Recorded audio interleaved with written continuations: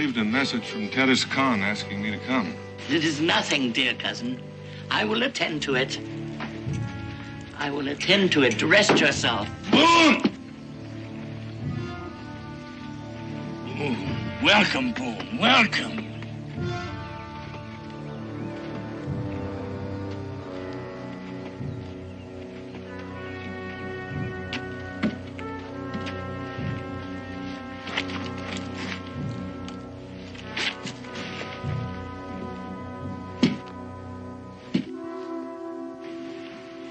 Braves told me you were ill.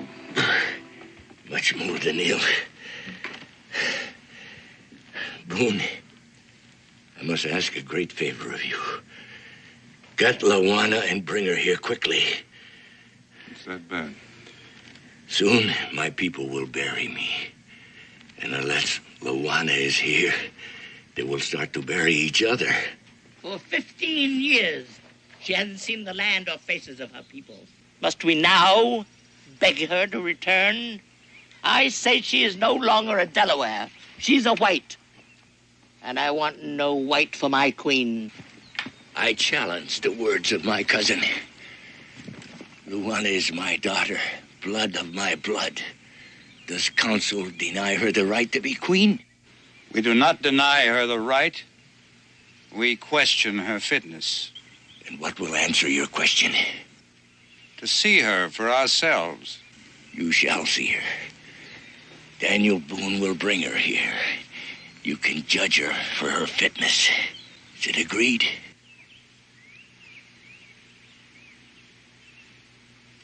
It is agreed.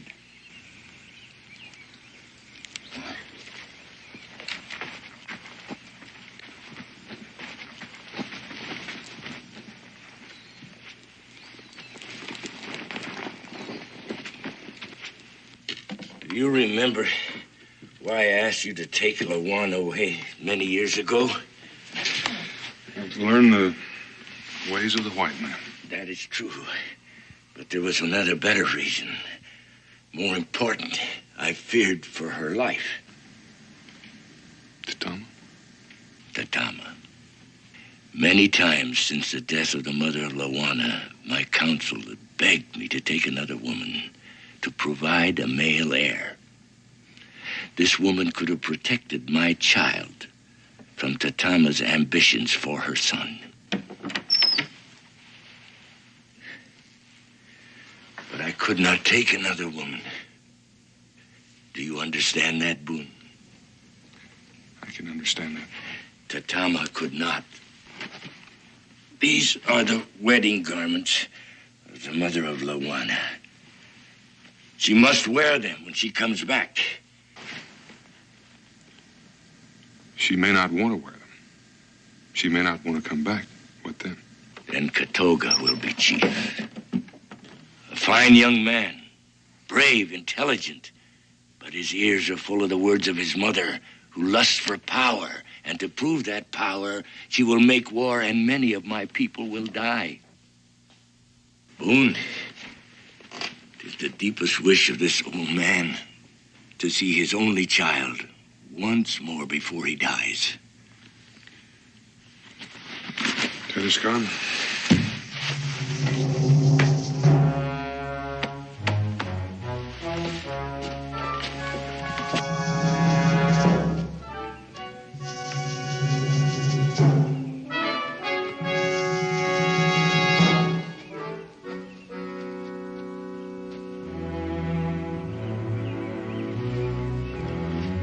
He must not be allowed to return. I wish it were not necessary. Is it necessary for you to become chief?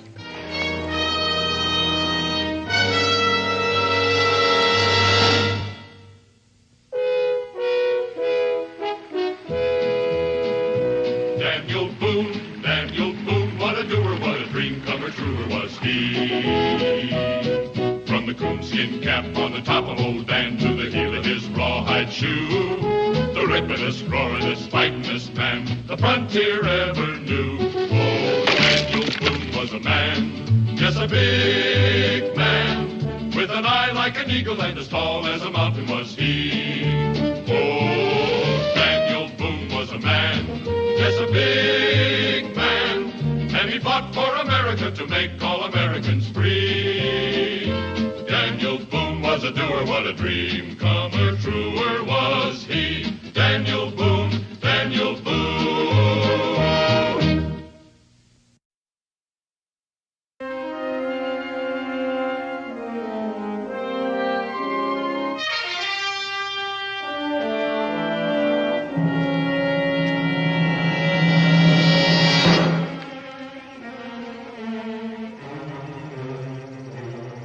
Hungry, Katoga?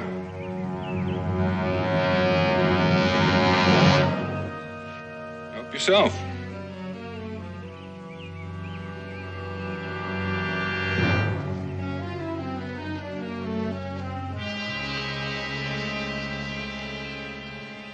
You must think me foolish. Well, it did seem a mite foolish. You leaned up against that tree all night when there was a good fire a few feet away. You're, not planning anything hostile, are you? No. And why are you following me? To see that you do not bring Luana back. Well, it's Tedescon's wish that Luana comes back. Tedescan will do anything to prevent my becoming chief. You know, that's interesting. Because he's told me that you'd make a fine chief. Then why does he oppose me so? He opposes your mother. He feels as chief you would serve her and not your people. Boone, I have been trained since childhood to rule my people. Well, now, that may be, Katoga. But who was your teacher?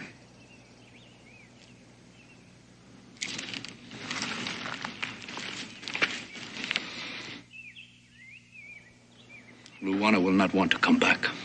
Well, maybe we ought to leave that up to her. She's still Tedescon's daughter. She will have forgotten by now. If I dance one more step, I shall collapse. Well, you should rest for just a moment. This won't be over for hours. Just one, William. Thank you. First, you must have one more dance with me, Paul. Not on your life, my dear. Come on, Oh, no. William. As far as I'm Please, concerned, please. your engagement party is over. William, I've got to please. save my feet for the wedding. Please. Oh, there you are, Louise. For a minute, I thought you'd run off and elope with somebody else, Mother.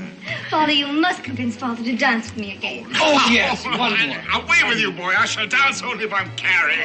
Oh, now stop that. That. Yes, Amos. There's Mr. Boone here to see you, sir, and a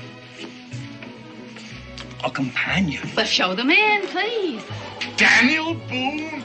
Welcome. Why, it's been years, man. About 15. Welcome, Mr. Boone. This is Creighton. And, your... This is Katoga of the Delaware Nation. How do you do? What brings you here after all these years? Well, I hate to intrude on your party, but, Excuse me, please. But I have to return to my guests. well, I think you're the one I came to see. You're Luana, aren't you? My name is Louise Creighton. Oh, Amos, would you serve the refreshments, please? Yes, ma'am. And, do please continue dancing. Perhaps we could go in here and talk for just a moment. Come on down. Would you? Please.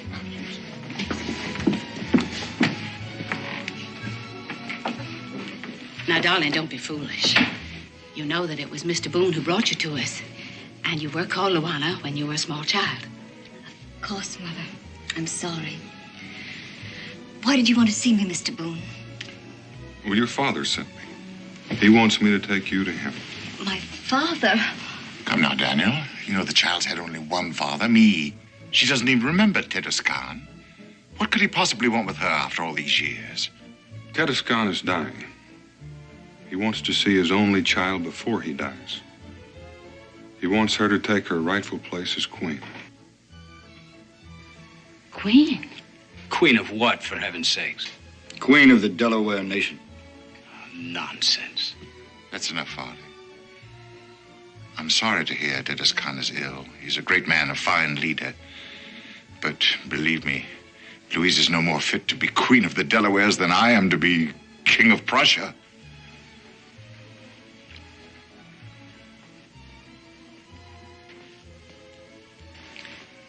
Tell the worthy Tadescan that Miss Louise Creighton regrets her inability to attend him due to her imminent marriage. You see, Mr. Boone, this is an engagement party. Louise and Farley are to be married in the spring.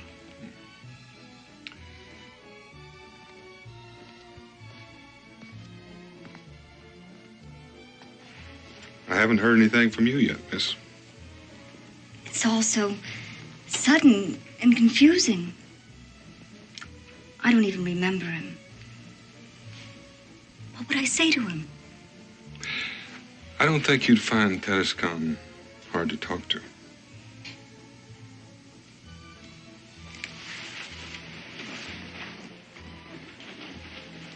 Mother, I know.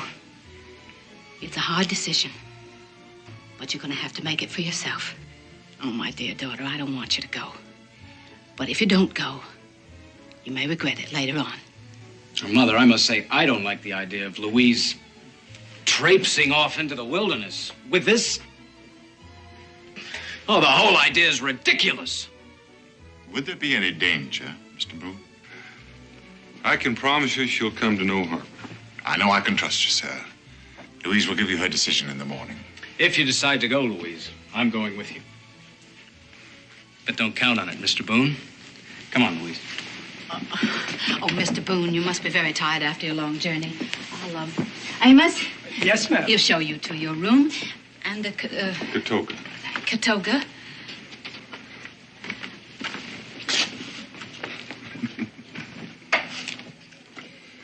Good night. Good night. Elizabeth, I could use that drink.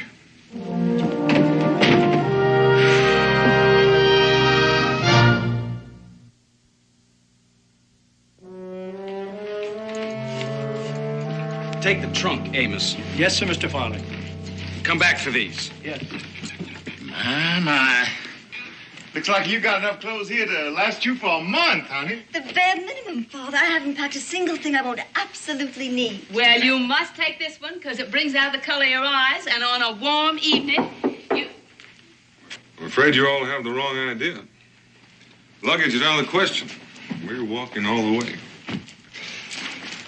I think you'll find this better for traveling than anything you have in those valises. It was your mother's. She can't possibly wear that. It's very soft.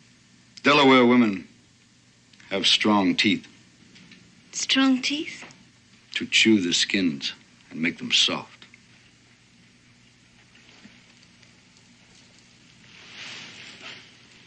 We'll wear what we're wearing. Thank you. Unless...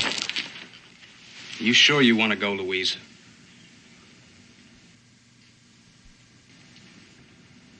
Yes, I'm sure.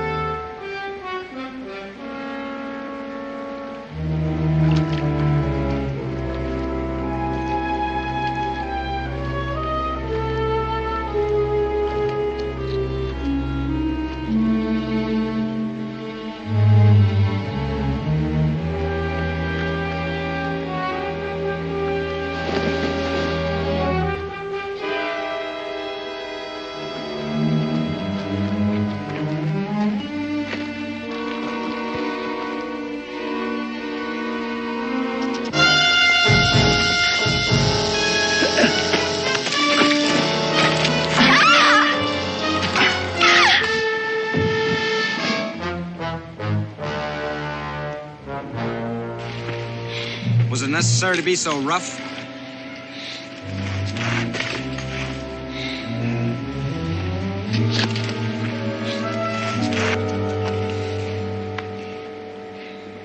Thank you. 1-1 gum. What's that gibberish? Well, that's Delaware for you're welcome. You may have noticed, Creighton, that it makes more sense sometimes to have a woman walk behind you. Like a squaw? Like a squaw.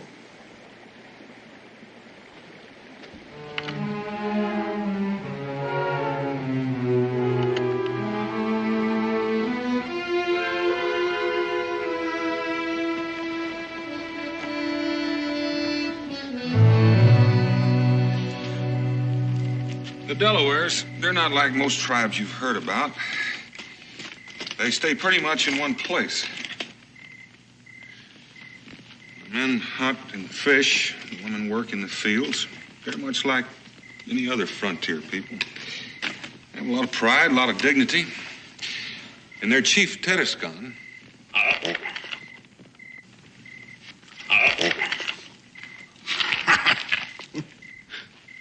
Pride and dignity, indeed. You were saying, Mr. Boone? You were telling us about the charms of the Delaware people. well, now, Katoga's not really like that. He's just putting on a show for you. Why, pray? He's trying to scare you off. Scare me off? Why? Well, because he wants to be chief himself. But I'm not going... I'm just going to visit. Now, he really can't be sure of that. He thinks you might talk to Tedescon. Change your mind. Eat some. Very good. That's enough.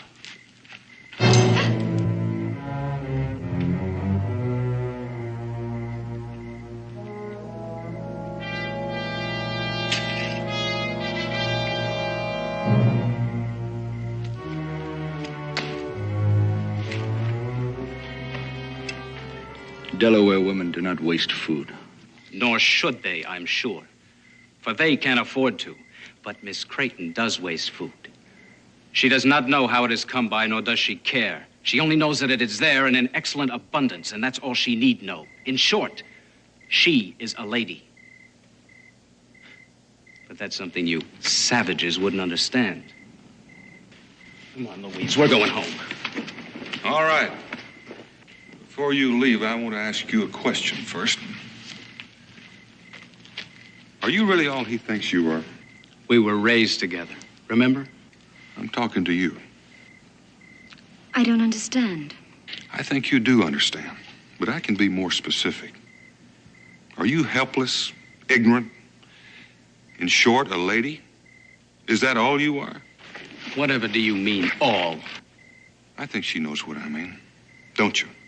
I do know where food comes from, Farley. Hard to believe, isn't it, Farley?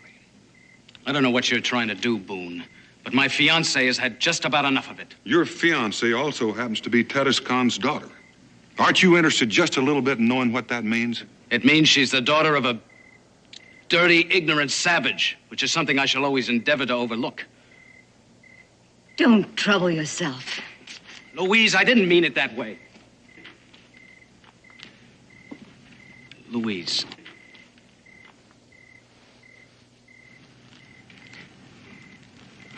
We're to be married. But only if we overlook certain things. Isn't that true? Yes.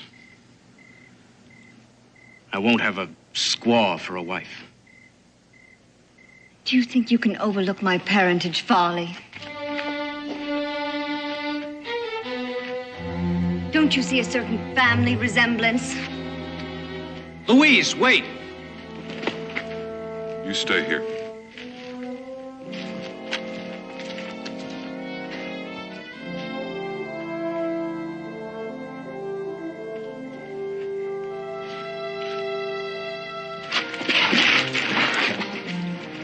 It'll dirty your hand.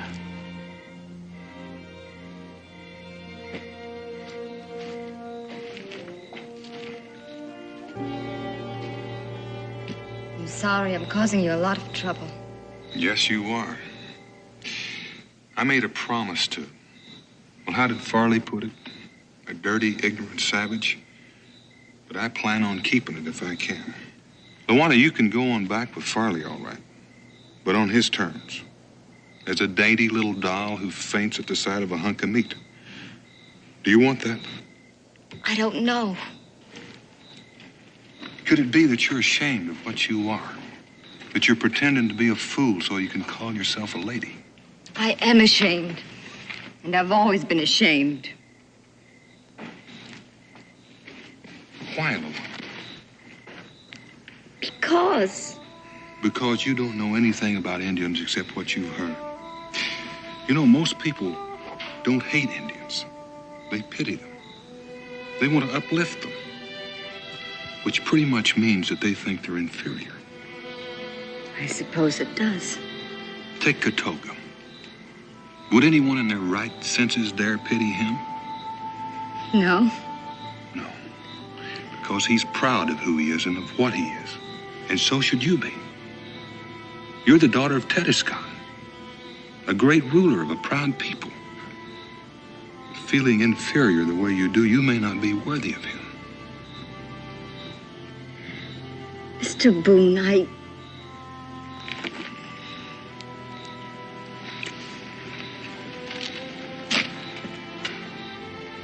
Luana, you can do what you like with these. I'm tired of carrying them.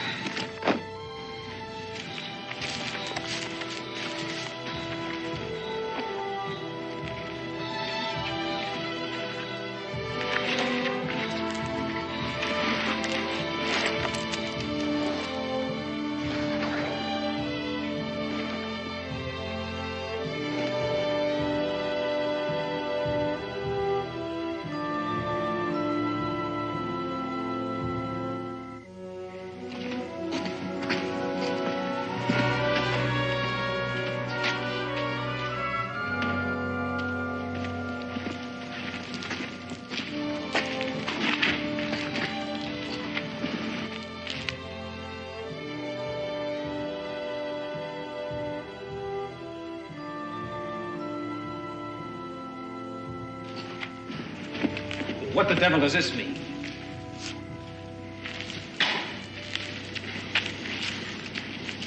did you know my mother, Mr. Boone? A long time ago. Do I look like her? Very much. Do you intend to remain in those ridiculous garments? They're quite comfortable.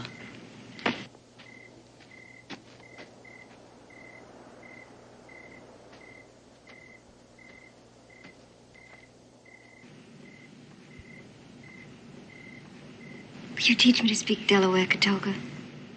I must have known it once, but I've forgotten.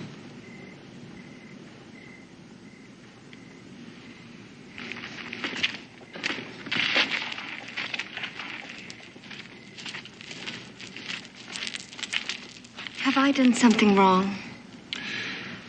Well, in a way, you're more or less asking him to cut his own throat. Because he wants to be chief. That's right.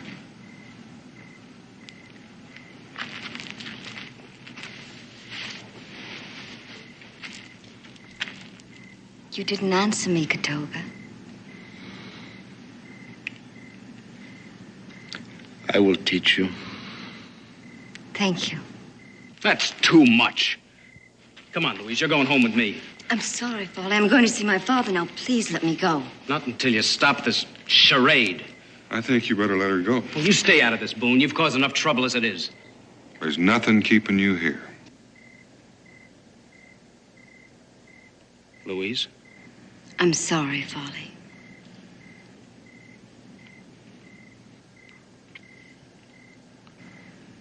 It isn't the same anymore. Can't you see that? What shall I say to our... to my parents? Tell them thank you very much for allowing me to make my own decision.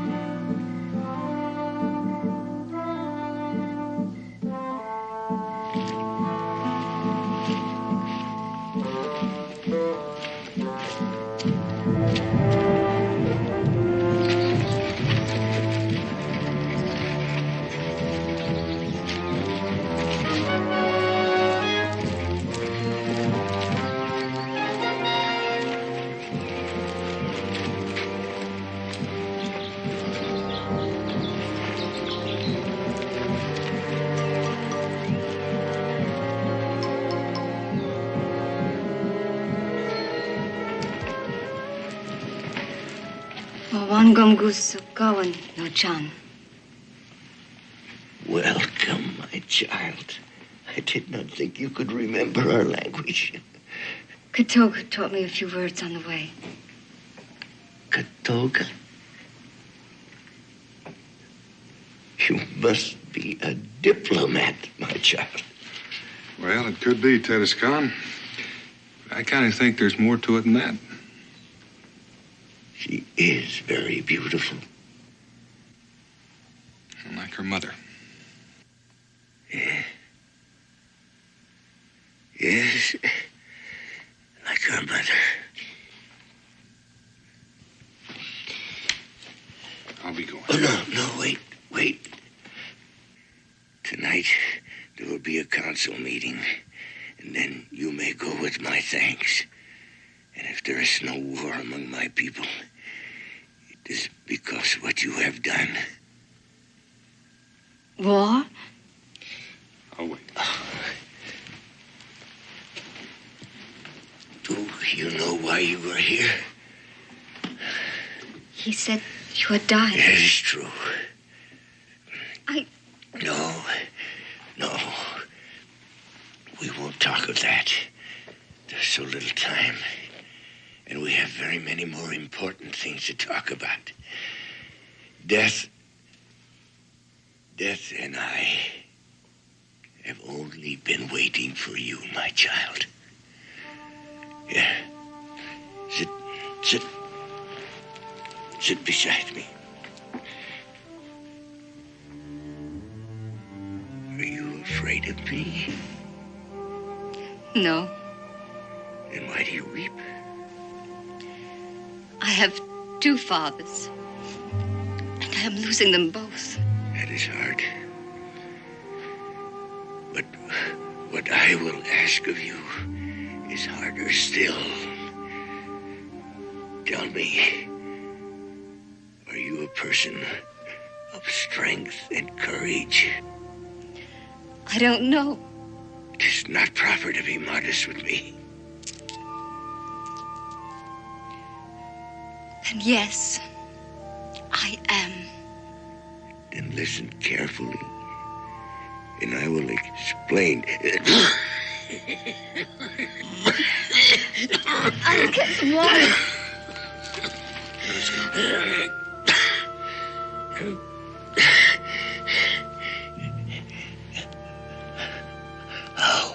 How does she seem? She's the daughter of a great chief. Oh, Boone, I must ask you to do one more thing for my people.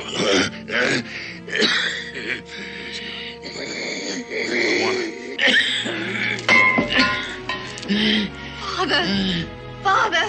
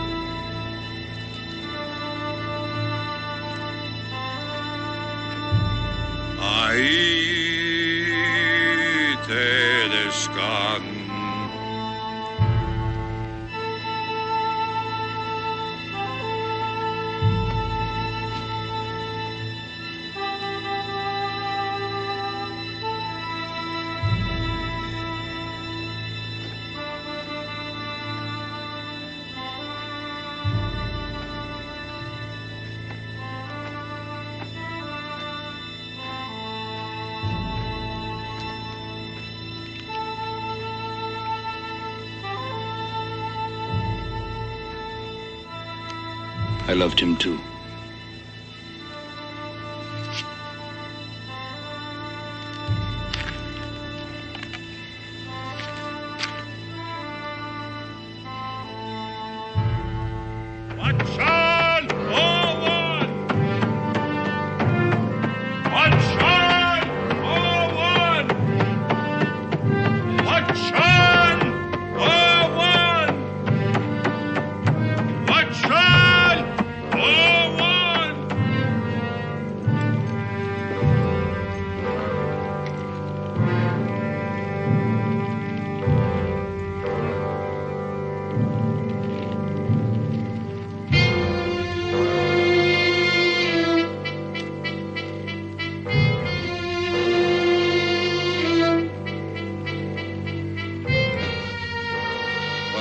Disturbs our council. I am Lawana, daughter of Teduscan. I claim the right to sit with the council in place of my father. You may sit.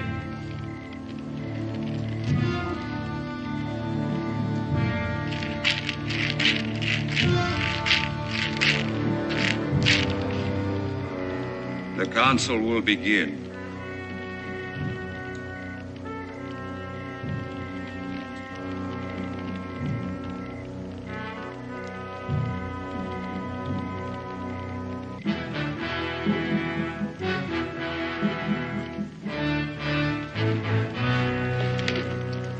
In the name of the spirit of the feathered robe, I command the presence of the chief maker. Who commands the presence of the chief maker? Lawana, daughter of Teduscan, rightful queen of the Delaware nation. All who accept this woman as queen must pay homage.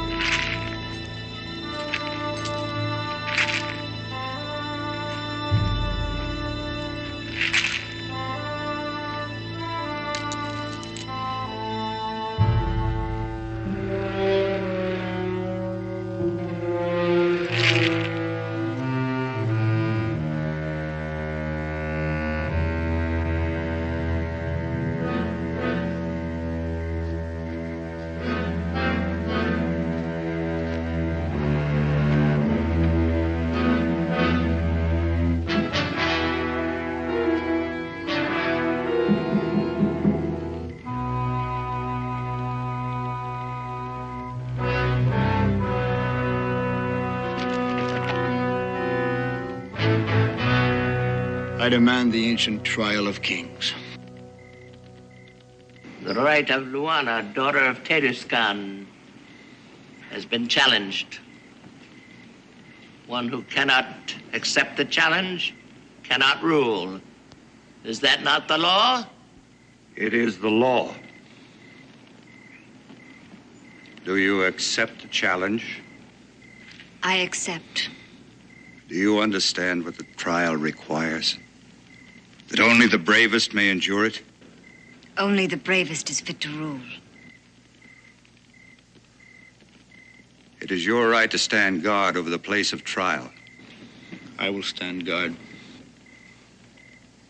It is your right to choose one to stand guard with him.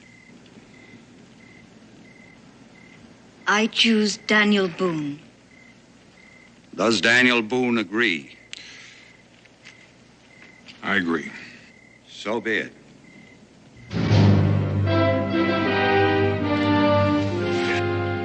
Withdraw the challenge. I do not understand you. I did not expect her to accept the challenge. Perhaps she will not survive. It is her business to withdraw Or would you rather spend your life subject to a woman? There are those that say I'm already subject to a woman and that you... Speak up, my son. Say what is in your mind. That you would rule through me and that you would make a war to show your power. Do you believe this? I do not know. I have spent my life trying to win the feathered robe for you. Do you think I would steal it from your shoulders? Have I ever given you reason to distrust me? Answer me, my son. No, my mother. No, you have not. Well, then trust me now. You will be chief. Not slave to mother or queen, but chief. I promise you this.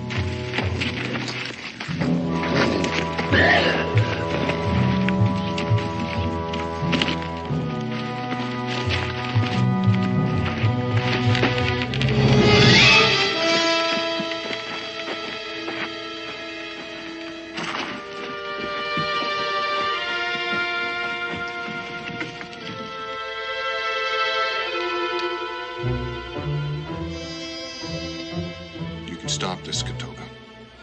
So can she. This is the last moment when you can withdraw from the trial without losing honor.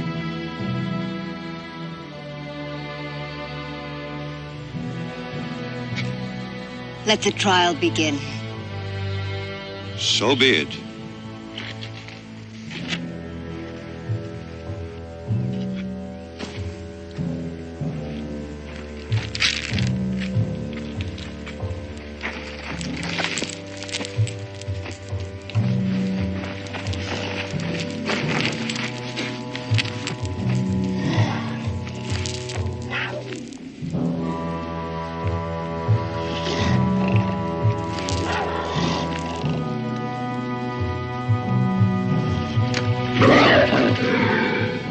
You must remain until we return. You will touch no one will touch you. You will eat nothing, nor will you drink. If at the setting of tomorrow's sun you have survived the trial, I, Tatama, chief maker to the Delaware, will place the mantle of the feathered robe on your shoulders.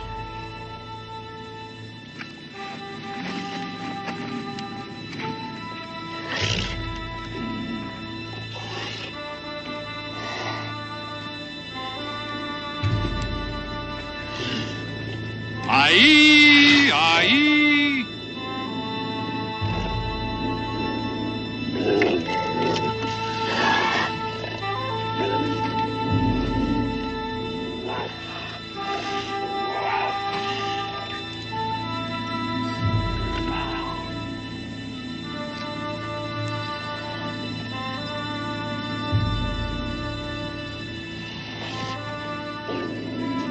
Oh, Great Spirit, the destiny of this woman is in your hands. To interfere is forbidden. You, Katoga, and you, Boone, will remain to see that the will of the Great Spirit prevails.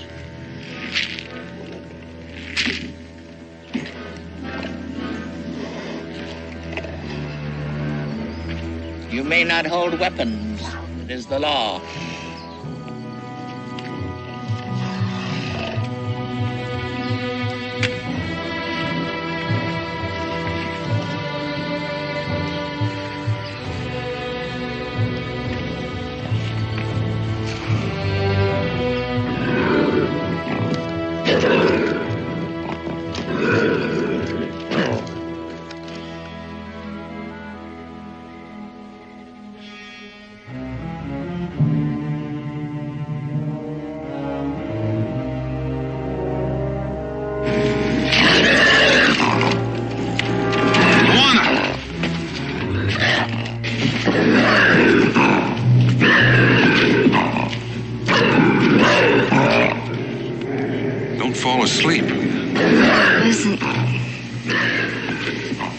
Thinking about white wine.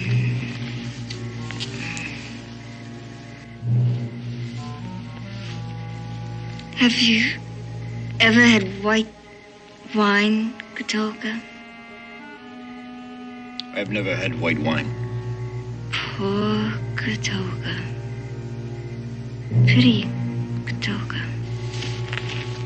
I never should have gotten you into this in the first place. I'm all right.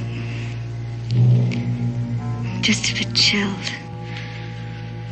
Well, you better enjoy the chill while you can. It's going to be daylight before long.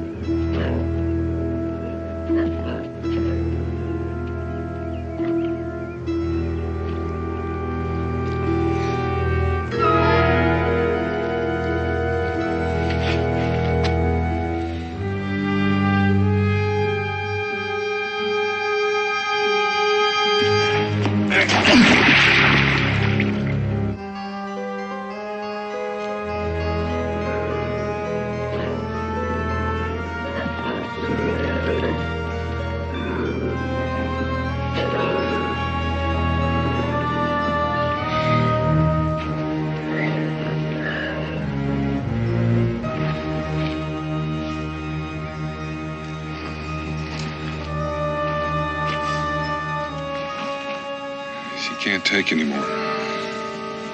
She need only loosen the thong. I'm gonna take her down. She must do it herself. Stop it. Katolka is right. Let me alone. Please.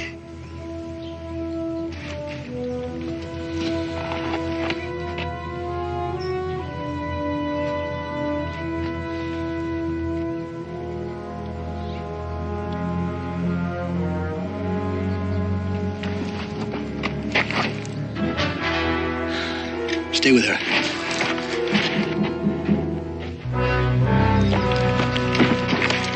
What are you doing here? Do you not wish to be chief? My mother sent you. Just stay here. I will attend to Boone. Go back and tell her not to interfere.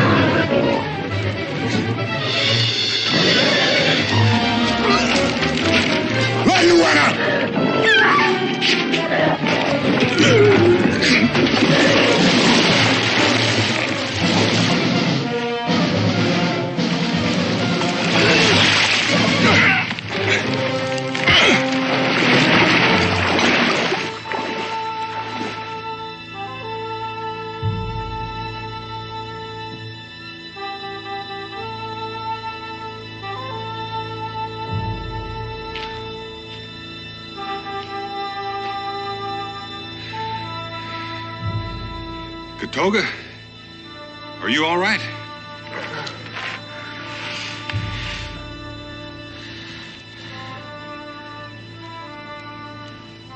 I'm only paying homage to my queen.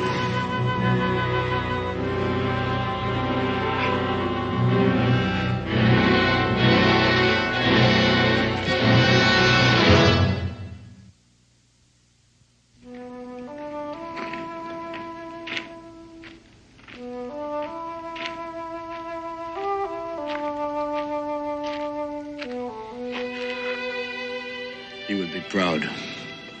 It's because of you that I was able to do it. Perhaps. I've come to say goodbye. I'm leaving with Daniel Boone. Why? Is it because of your mother?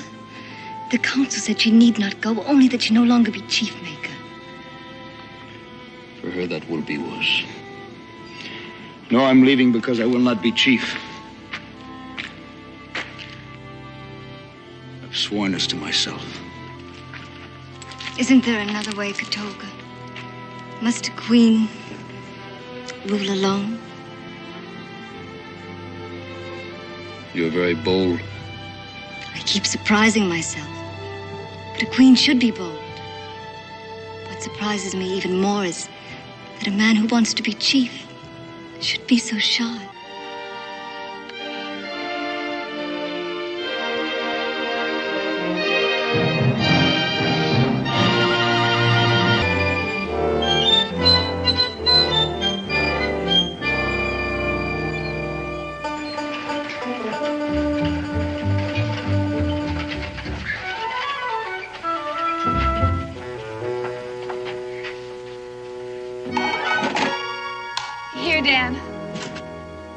Becky, we haven't got room for any more of these things.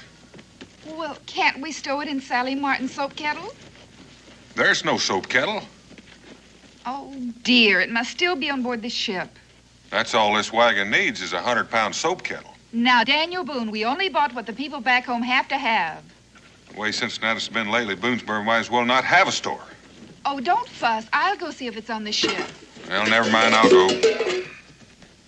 Just in case anything else is forgotten, I'll go along. I'd better tell Israel.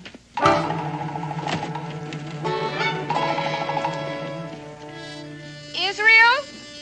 Israel! Yes, ma'am? Your father and I are going down to the dock. We'll be back in a little while. Can I go too? I want to see what the new ship brought in. Not until you've had your breakfast. Yes, ma'am.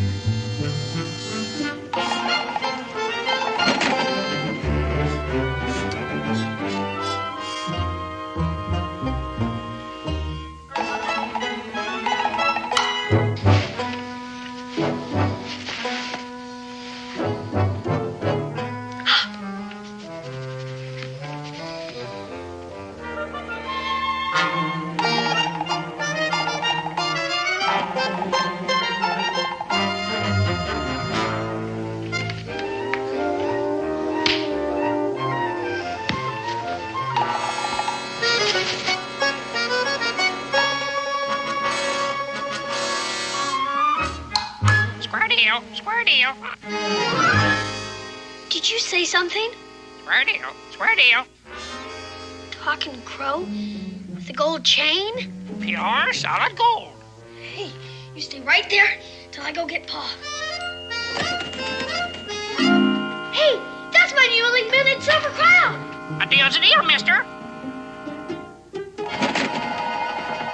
drop that.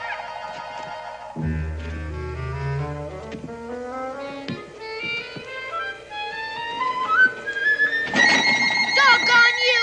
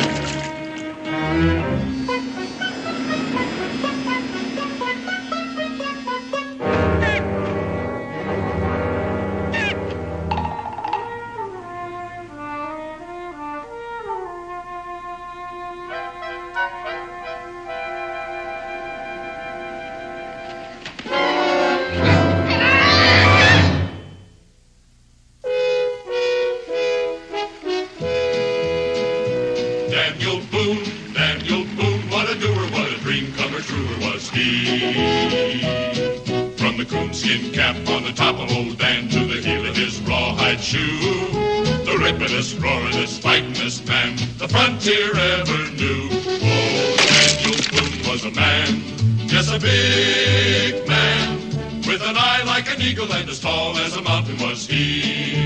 Oh, Daniel Boone was a man, yes, a big man, and he fought for America to make all Americans free. Daniel Boone was a doer, what a dream comer, truer was he. Daniel Boone, Daniel Boone.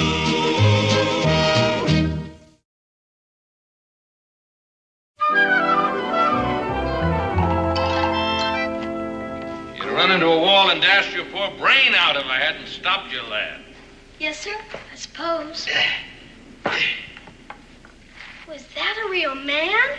That he was. So small. Yeah, that's why we called him Short Joseph. He was a good shipmate. Little Scataway's my name. I'm a seafarer lad. Israel Boone. What was that name again? Israel Boone. My father's Daniel Boone. You probably know him. Israel? I had a shipmate named Israel aboard the old Peril. He ended up climbing the king's rope. Does that mean hung? Aye, that he was. The king's rope. Died cursing as noble as a belted earl. Is he a pirate? Now, if you're going to use that kind of language, yes. The Jolly Roger was our flag, lad. Buccaneer's politer. Square Deal's his name. A deal's a deal's his motto. He stole my newly minted silver crown. Stole?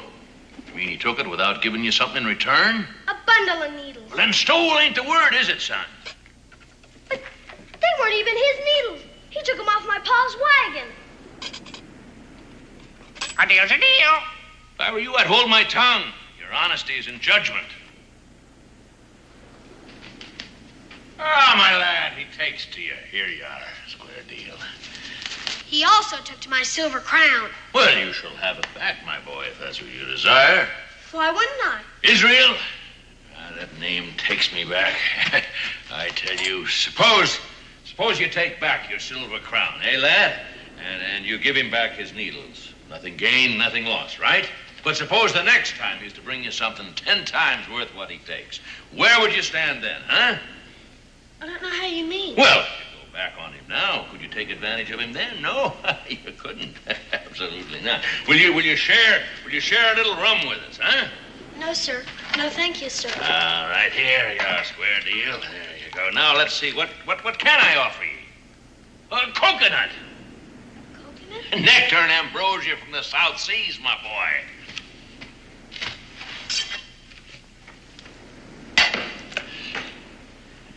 There you are, my boy. Ah, to the 100,000 men, may they rise up from the dead, and may we prove to be true shipmates to the end. Drink up, lad, drink up. Will Scalloway! Will Scalloway! Somebody's calling you. Yeah, I heard. Go on, get out there. Let him see you.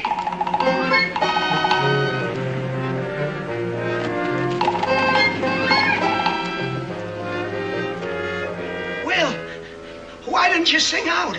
I came with... Belay that! Son, you'd better go. Fly with me, fly with me. Thank you, I'd like to. Glad to meet you, sir. Yeah, same deal. Thank you for the coconut. Yeah, thank you for the coconut there. Well, That's a Daniel Boone's young sprout. Daniel Boone?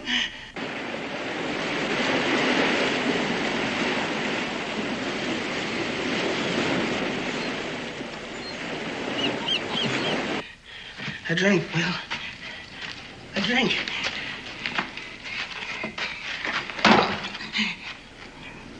Have you got the captain's scrimshaw chart? I got this from hand. Huh? Fool, you let him here? You mean he knows where I am? No, nobody follows Judd less than I let him. That's why I was by the captain's side at the end. How did you get the chart? Supposing I don't want to say. I spent years with him in the South Seas before he ran out to Jolly Roger. And I'm the only man that can read that chart. If I croak, you'll never get one doubloon from off the golden line.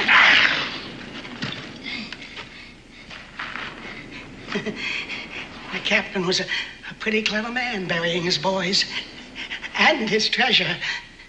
And without his chart, you can dig this cove from end to end to end. Poor Judd. There's a chart. What'll you do with it, mate?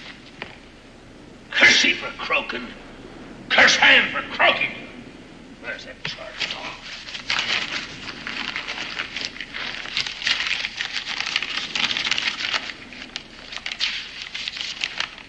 Enlistment papers in His Majesty's Navy? Now, what'd he keep these for unless he wanted to be hung for desertion? He'll haul the bloke. I never knew the old buzzard was married. Nancy May, that's a pretty name for a wife. Sonic somewhere, I know that.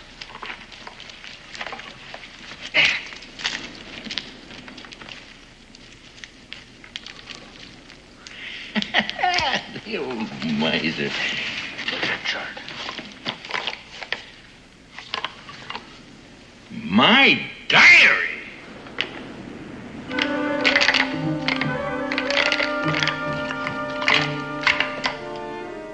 Captain's mark.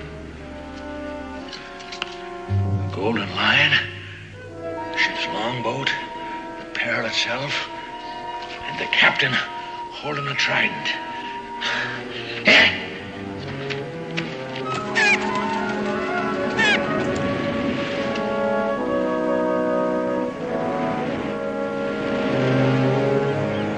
Thank you, Captain. You'll be a rich crow come nightfall. Batten down the hatches, storm ahead. Huh? The Boone lad? You shouldn't have invited him back. Breakers ahead.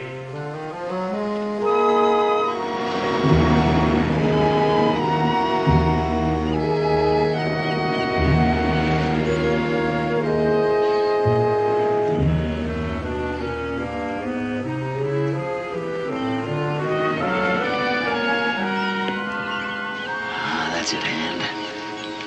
Come a little closer. Want to miss you. It's a true shipmate.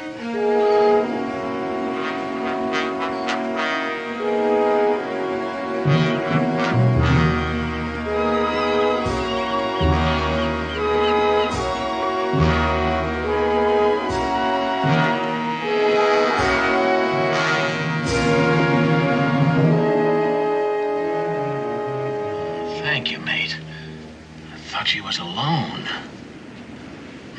Gotta think this out. It isn't as if we were in plain view for them to see. Judd couldn't find us, and he knew where to look. But if they are lucky, you whisk this away whilst I make a deal with Hand. And if I can't, well, the good Lord made the two of us smarter than the three of them. And that's in our favor. Where could that Judd have got to? Either he stopped bleeding or he don't show on these rocks. I don't like this place. Why'd he come here? This be Black Cove, dummy. Treasure's buried hereabouts. I ain't dumb. Don't call me dummy!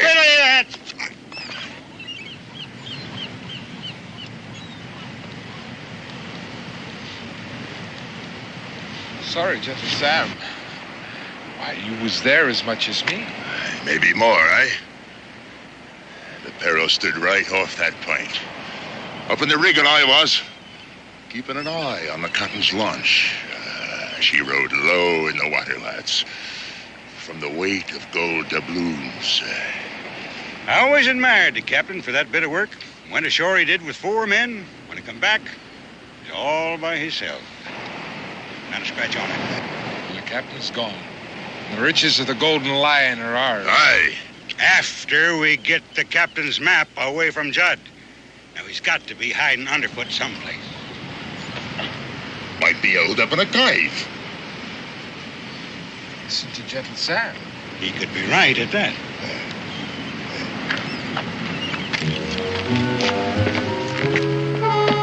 Now, the second I give the sign, you get it out of here. Aye, aye, sir.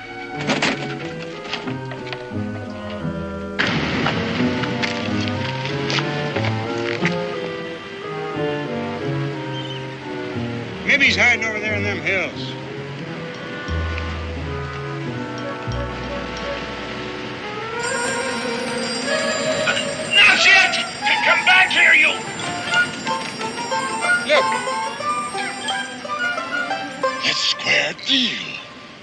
Will Scataway ain't far away. Will Scataway and Judd are in cahoots.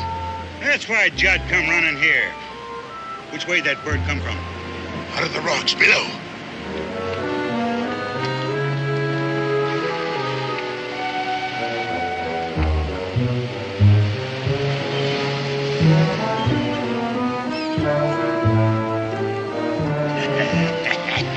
Right where I say.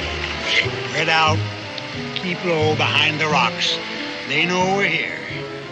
Watch out for Will Scataway. He'll have a trick up his sleeve.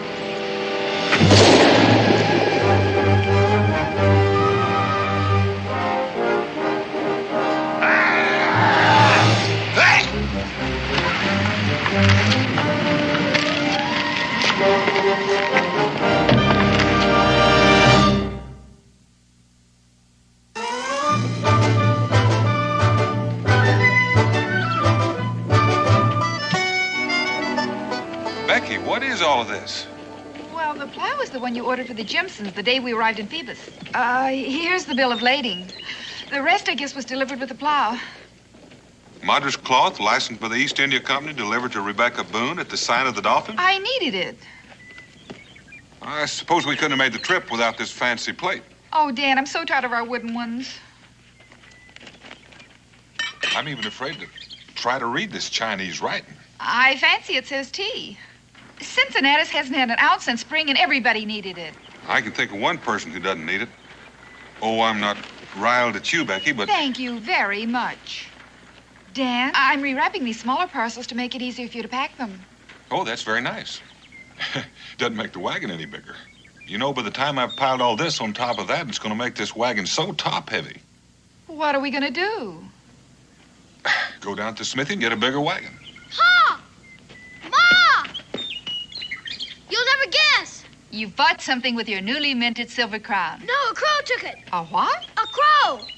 He flew into my room and traded me for it. Well, I reckon you've seen the last of your coin. Oh, no, sir. I followed him. He had a gold chain around his neck. A crow with a gold chain?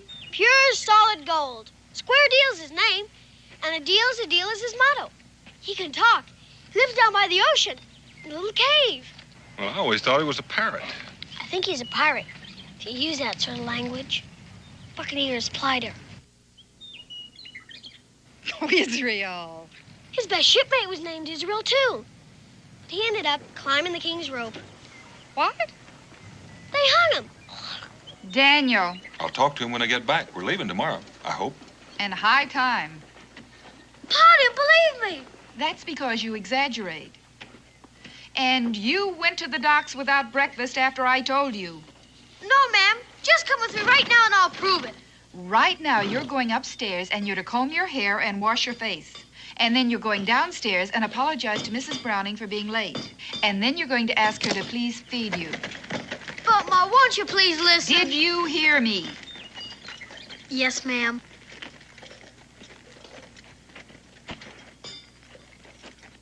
Hey, these are pretty. Yes, ma'am. I'm going. But I did say talking crow. Oh, heavens to Betsy. Talking crows. Gold chains. Pirates.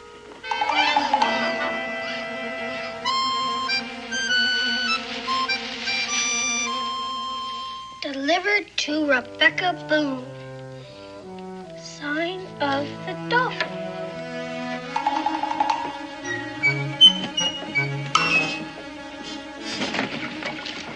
Hi. Ahoy, mate.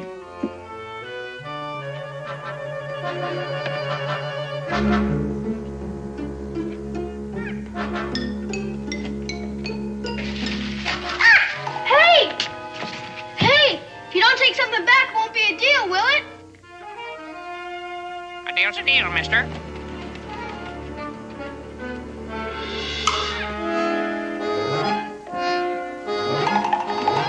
Well, at least you got something. Evidently, it's ivory. Bet it's real ivory, too. Well, Scataway sure was right. But this is worth 100 times more than that old crown.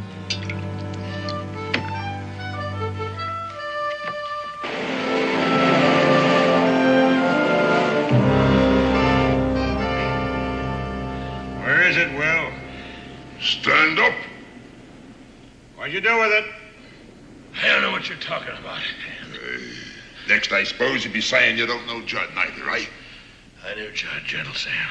See, I might have admitted I did. Why shouldn't he? It don't do us no good, and besides, we know he knew Judd. Hey, that's right. We were all shipmates on the Peril, weren't we? Stand up.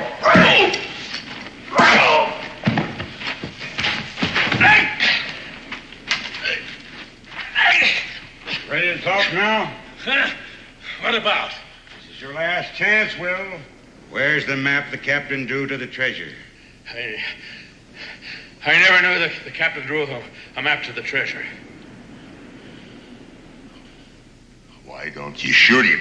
Let him say goodbye to his last chance of getting the treasure. Always a trick up your sleeve, eh? Make him swear on the skull. What's the use? He'd lie. Would you lie on the skull?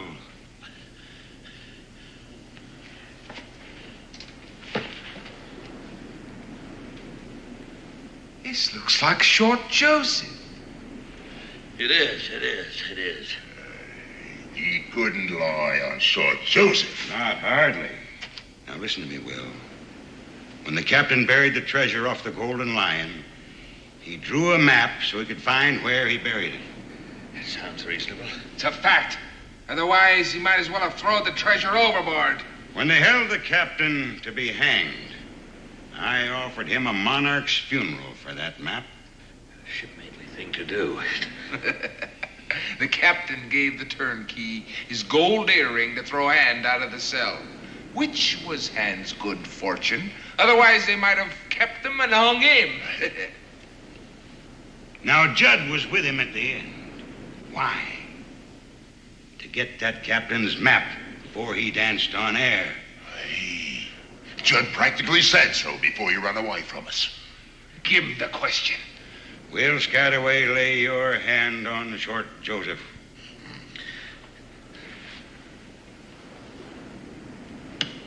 Where is the map the captain drew to the treasure? I swear on Short Joseph, I never knew the captain drew such a map. And I never saw such on paper or parchment. He lied. He lied on Short Joseph.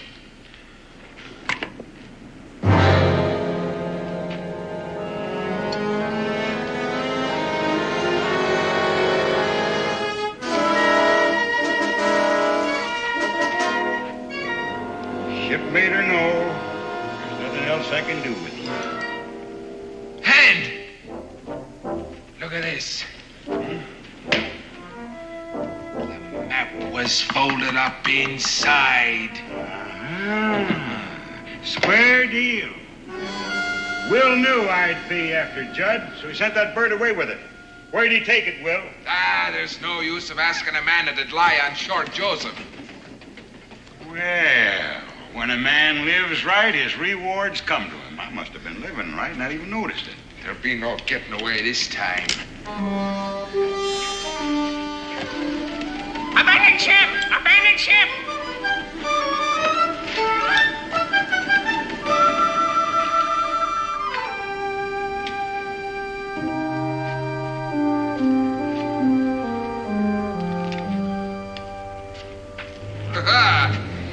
Will's in cahoots with a female. Female name of Rebecca Boone.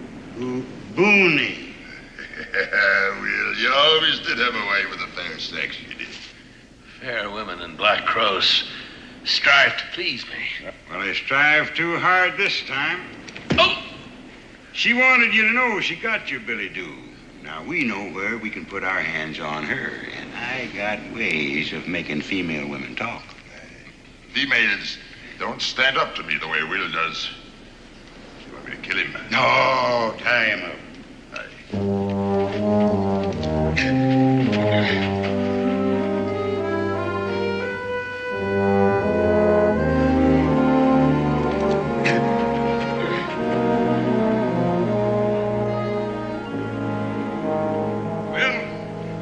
let you dig up the treasure for me. And then I'm going to drop you in the hole just like the captain did his for. And you can say your prayers till we get back. Say one for me, Will, if you got time. I truly regret this, Mrs. Boone. On the other hand, I know where Square Deal took the map and I could get it back. If I could get but loose on this thing, if I could... Square Deal.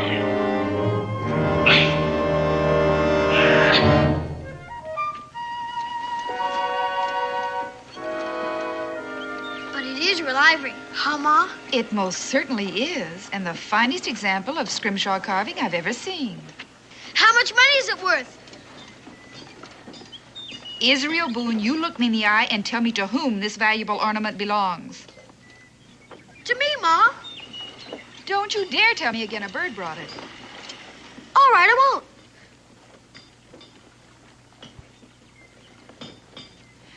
Do you know where it came from? Well, I got an idea. Israel. Yes, ma'am. Yes, I do. Then you march right back with it. But a deal's a deal, Ma. Will Scataway said so himself. He said would be mine to keep.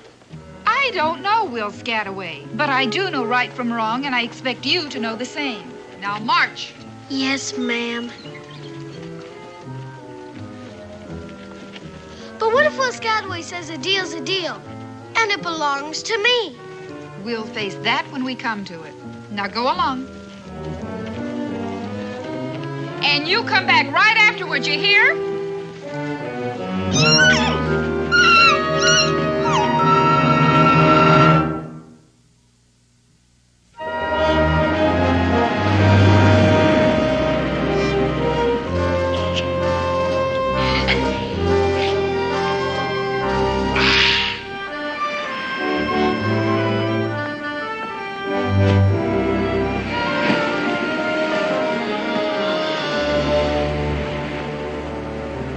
Guess he didn't think much of his trade once he got it home. Israel! Israel, my boy! Yes, sir? Are you alone? Uh-huh. Come in, boy! Come in! Yes, sir.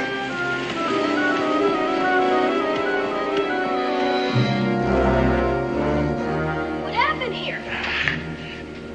What do you got in the barrel? Don't ask questions, son. Just try and loosen me, will you? Yes, sir.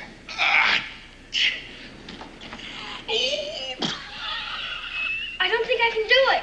Oh, when a man from the peril ties a knot, son, that knot is tied. Buccaneers attack you? You may call them pirates with me blessings.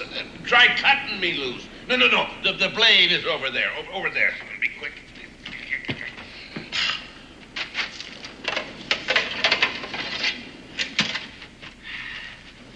This is sharp. It had to be. Belonged to the head chopper of the Tower of London, boy. You mean he cut off heads with it? And he did the job so neat. After he cut a head off, he had to give the fellow a pinch of snuff to see if it were properly done. Oh.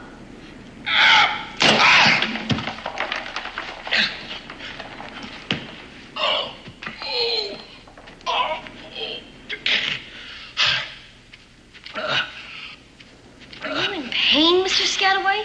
No, son. I'm just getting the circulation back in the old limbs, that's all.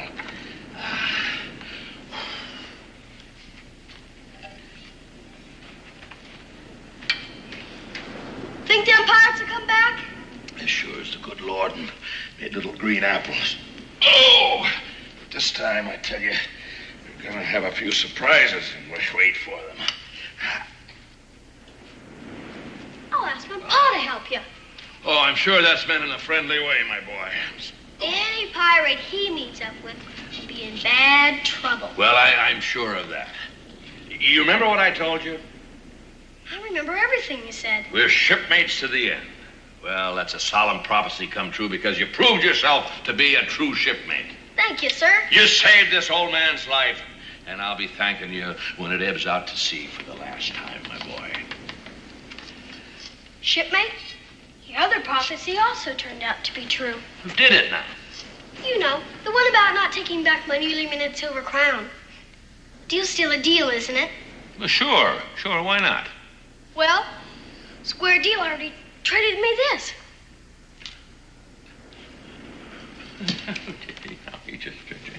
My mother said I must take it back. Well, I'm sure sentiment of noble womanhood. Your mother's a fine... I know that. I really do know that.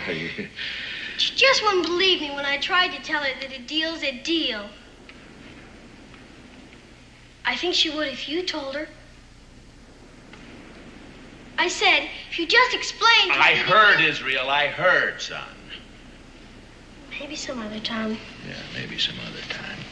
Sure, why not? Except we won't be here. You won't be here? Well, why won't you be here? We're going home. All Ma and Pa have done in Phoebus anyhow is buy stuff for the folks in Boonesboro. No, look, lad, before you go home, I wouldn't want you to be disappointed, see? So I'll trade you back this fine, freshly minted crown, you know, for that little piece of broken down ivory there that... No, thank you. I like the ivory better. Bye. Bye, son. Wait a minute. Look, do you happen to be a card player? We've got an author's deck back home. No, that's one I don't know, authors. Well, say it out 3 Shakespeares. No, that's not what I mean. You see what I mean? I tell you what, you set up the barrel, pull up a seat, I'll get the cards. Okay.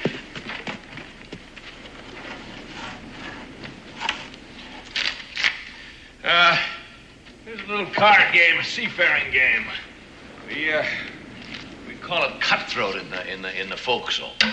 Why do they? Well, we'll just play a few games in the open, you know, till you learn the ins and outs of it. There you are. And you need it. What a mess! What a mess!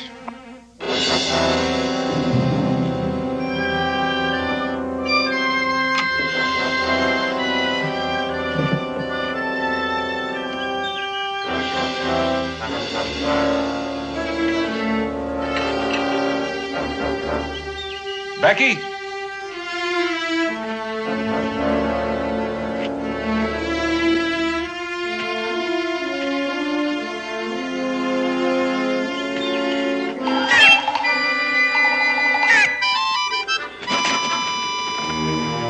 Becky! Israel!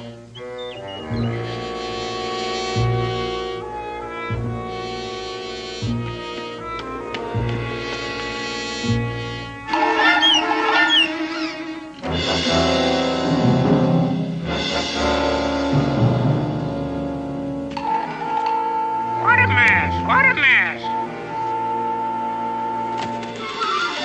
Well, a deal's a name, a deal's a deal. Israel told me about you, but I didn't believe him. Israel climbed the king's rope. What's this about Israel? They hung him, stupid. Must be something wrong with me talking with a crow. Now get out of here. All weather at the cave. What's this about the cave? Batten down the hatches, storm ahead.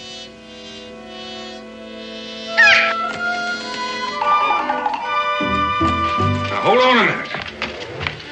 Wait a minute, will you?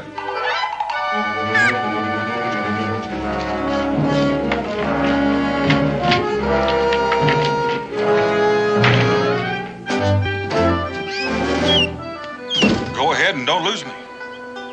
A deal's a deal.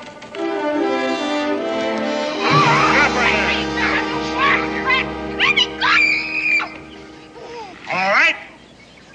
Where is it, Beck? Where is what? Where is that treasure map? I don't know anything about a map, and I don't know anything about a treasure. And I think you've been listening to too many sailor stories. Hey, maybe I should wallop her, eh? In a minute.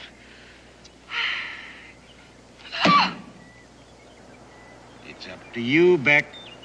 Oh, don't call me that. All right. Miss Booney, then. Mrs. Daniel Boone. Daniel Boone? Oh, I even heard of him. Well, Will Scataway and Daniel Boone are in cahoots. So the holier-than-thou Daniel Boone is as much a pirate as the rest of us. Dan is no pirate. Mrs. Boone, you have just been promoted to hostage. He'll give up the treasure to get his missus back, or his half of it anyhow. How about Will? Well, if Dan wants to split his share with Will, that's up to him. Mad. You're all mad. Boone is even sneakier than Will is. He'll have bear traps hid all up and down that cliff. My Dan is not sneaky, and if he were here, you wouldn't say that. Stand your hatch. Typhoon, I'm not your leader because I'm simple-minded. I'm tactical. Surprise is the road to booty. Take her away. All right, you.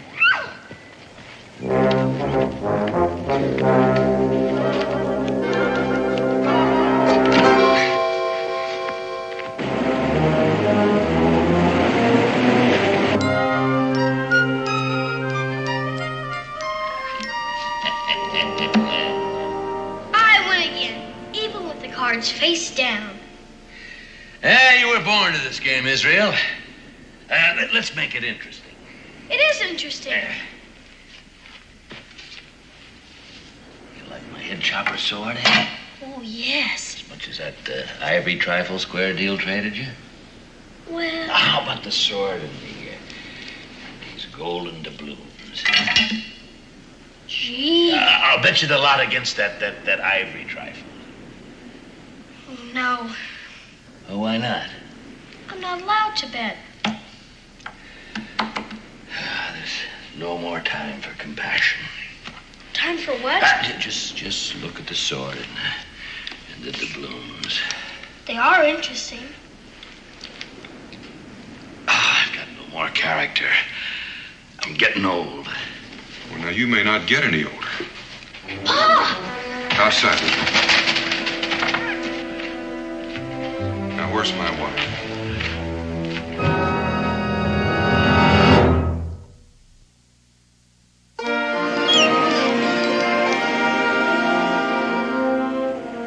Standing watch, mate. Standing watch. You stand watch for both of us.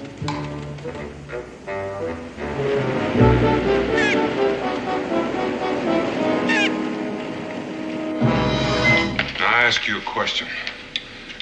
Where's my wife? Well, I have a shrewd idea who took her, and it wasn't me. Was it them pirates? Yeah, my shipmates from aboard the old Peril. Then there really was a peril. Hand was a third mate. Ferocious and cunning man. And if I know him, he'll be coming back here. But what do they want with Ma? Well, son, you might as well know soon as late. It was my doing. Otherwise, old Will will be a dead man. Just tell it. Well, if the young sprout will... If I could just have the scrimshaw carving, if I... Israel? This is what Hand wants, only don't know what it is. Then how can he want it? Well, if I could step past without getting a hole in me gizzard, I'd...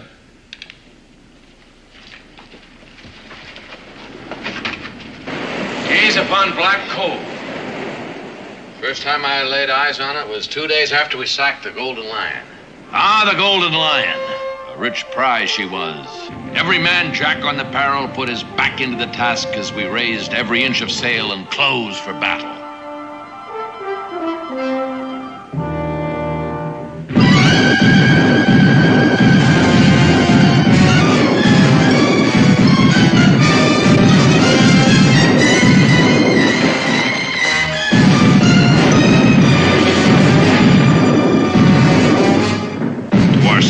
She gave as good as she took.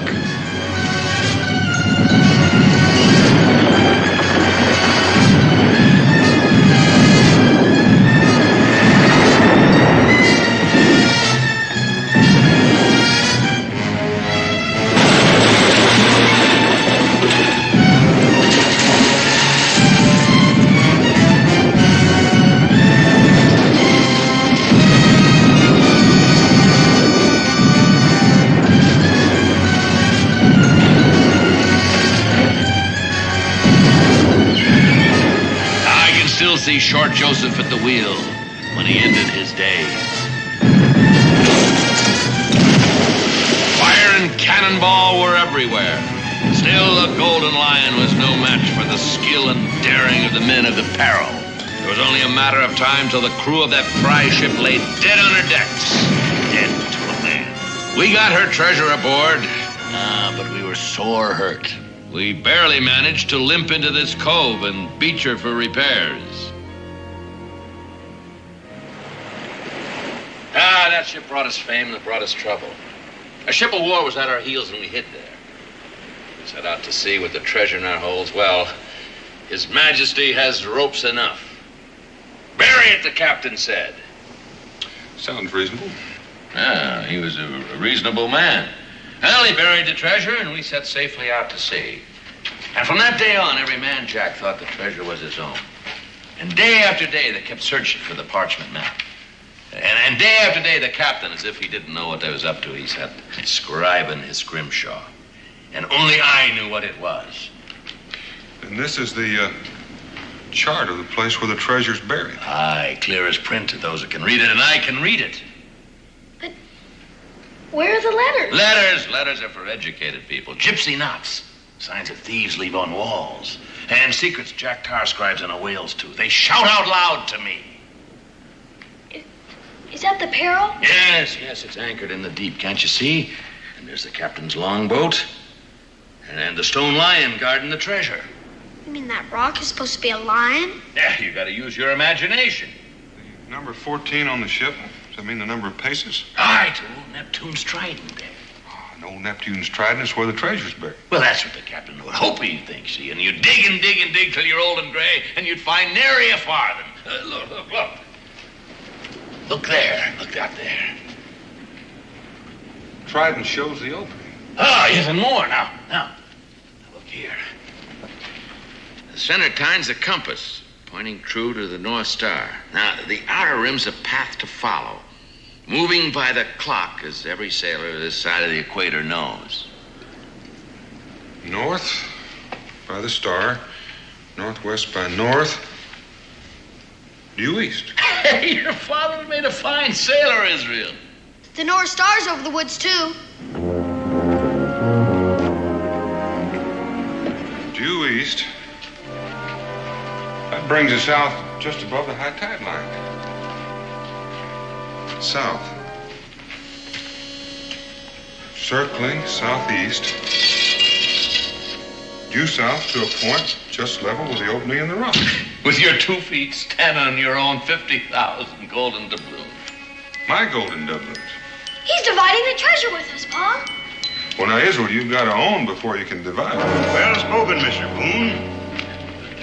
Shoot him, Mr. Boone. That's hand. No, Pa. They'll kill Ma. It's all right, Israel. Mr. Boone, looks like we both got what the other one wants. Are you all right, Becky? Yes. Oh, she's all right for now. He won't hurt her unless I say so. But if I do... That old square deal was supposed to be standing guard. Foul play, mates, foul play. Breakers ahead, breakers ahead. Mr. Boone, I got a deal for you. What kind of deal? I get the treasure map. You get Mrs. Boone. It's a deal. Well, I reckon I agree, especially when there's nothing I can do about it. Well, you ain't gonna give him the treasure. Let me have the chart. But you can't trust it. 1 minute after he gets his hands on it, he's just gonna... Stay put. The captain come to life again. Why, he'd have killed us both, Will, without turning a hair. I admire that in a man. Scataway. Yeah, well, I must have dropped it in... Hand it over. What's that? What are you up to? You've seen it before, haven't you?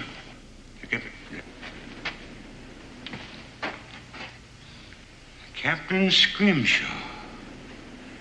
No wonder we were never able to find that chart. He never even bothered to hide it.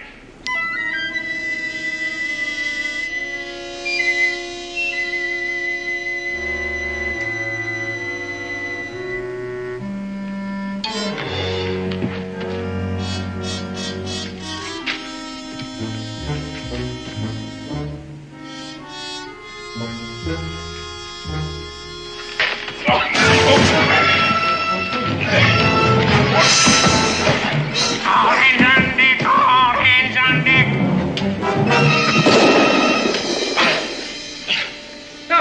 do that for?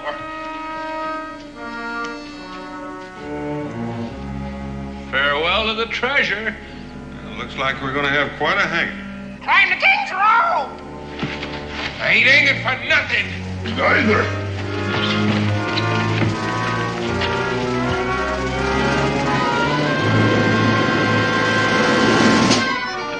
Don't let him get away. Paul let him get away. And we're all alive. What difference does that make? Treasure's gone. Where is it, though? Let me see. North with a star. Northwest by north. Due east.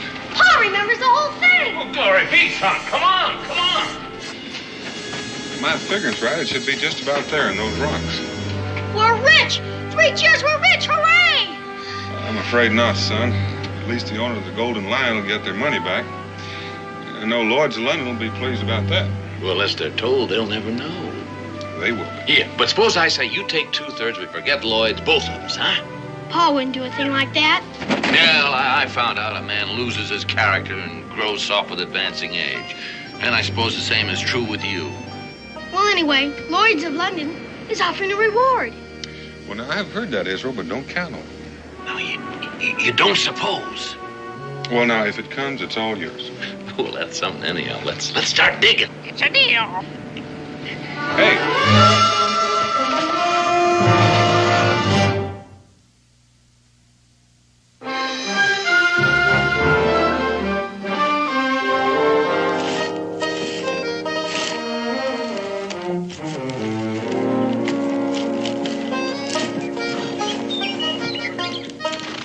All right, Will. Aye, mate. All right, make her fast. Yeah, taut can be. There we are. Ship shape. Oh, no, Becky. But these are our things, Dan. Slack her off, Will. All right. Stand by to receive aboard. Becky, you're going to have to drive. Will and I'll have to walk alongside to steady it. Yeah, if we run into rough weather, we can throw out a sea anchor. Come on, boy. Square deal. Fly with me. Oh, you have no principles. Yes, a deal's a deal. All right, move out, Becky. Yep. Well, after you visit the Boonesboro, you're going to go back to sea? Well, we haven't made up our minds. Buccaneering's pretty played out as a trade. Well, you can get some money from Lloyd's. You could buy a store in Boonesboro. Afraid I wasn't cut out to be a storekeeper, mate. Oh, I don't know, Will. A retired buccaneer with a talking crow for a partner? Well. Deal's a deal.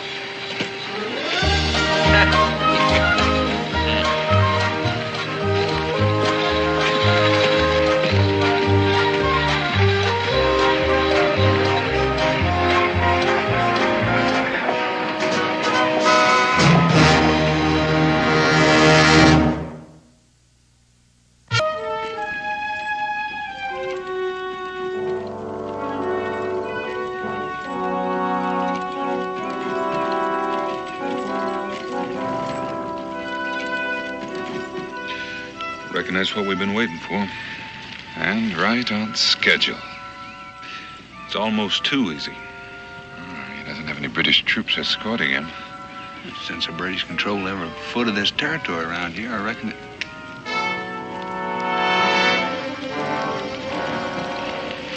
Shawnee? Yeah. Well, that's something we didn't count on. We are the British.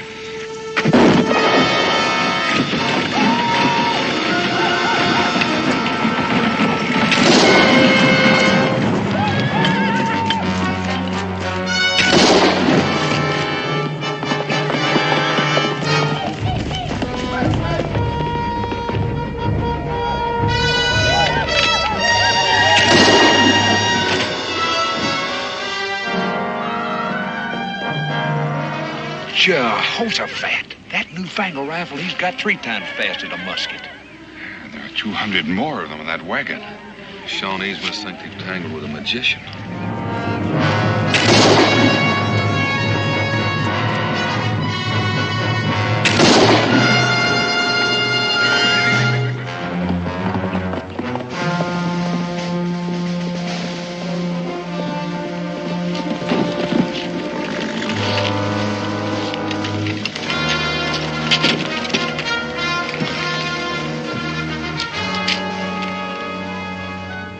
move, Major.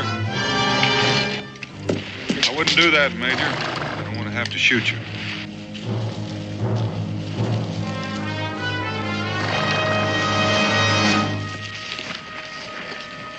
Don't be alarmed, Major Richardson. I'm not a Shawnee. You know my name? Major John Richardson, soldier, inventor, just arrived from London. With this extraordinary weapon, it could very possibly turn the tide of the revolution in favor of the British. It will, I assure you. Not as long as we have you, Major, and that rifle.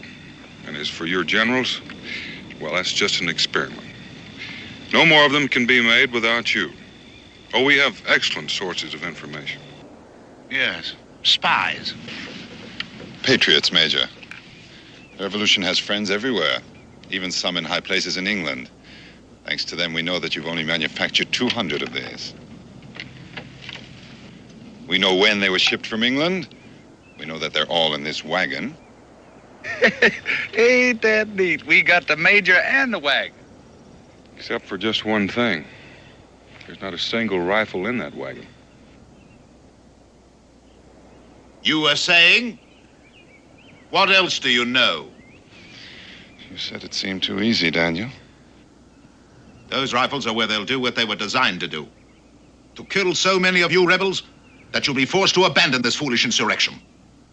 My rifles, gentlemen, are in British hands. Your little adventure has failed.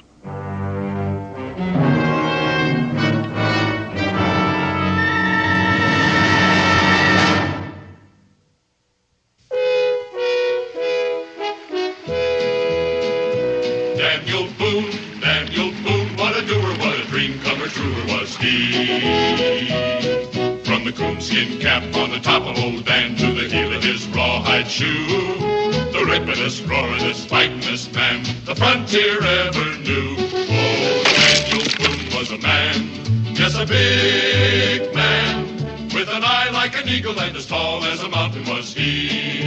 Oh, Daniel Boone was a man, yes, a big man, and he fought for America to make all Americans free. Daniel Boone was a doer, what a dream comer, truer was he. Daniel Boone, Daniel Boone.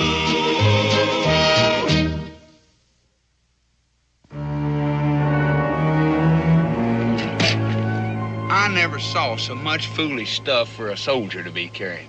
He must have 10 uniforms, boots, all kinds of reading books, silver eating tools, white tablecloths. Major Richardson is a British gentleman first, Jeremiah, and a soldier second. His inventions have made him a rich man, and he's learned to live like one. He's got some kind of a machine in there. Looks like it for fixing guns. You know, the fact that he's heading for those rifles must mean our information about date of arrival and port of delivery is wrong. We British are not bested so easily by your friends in high office. You see, we arranged for false information to be circulated, anticipating just such a contingency as this. Where are the rifles, Daniel? Well, according to this, they're due to be delivered in Salem and then on to Fort Stiles. Fort Stiles has only a small garrison, a few dozen men. Well, according to this, 200 hand-picked riflemen are en route there to train and serve under Major Richardson. To prove the rifles under battle conditions. I think that's the idea. Rather frustrating, isn't it, Mr. Boone? Those rifles won't do them much good without you, Major. My dear man, the whole British Army doesn't cease to function if one officer disappears. Anyway, anyone can learn to fire a breech loader, even mine. In any case, I'm of no value to you without my rifles. I think he's got a point, Mingo. Well, you ain't gonna let him go, Daniel. Not exactly. The Major arrived at the port of Boston less than a week ago, and he's never been here before. That's correct. What about it? He's due to report to Fort Stiles. Now, chances are no one there knows what he looks like. Mr. Boone, surely you're not thinking of trying to pass someone else off as me. I am thinking about it, considering the stakes. Well, they may not know my face, but my reputation is well established. Anyway, where could you possibly find anyone in this wilderness to impersonate an educated British officer and gentleman of breeding and culture? Right here.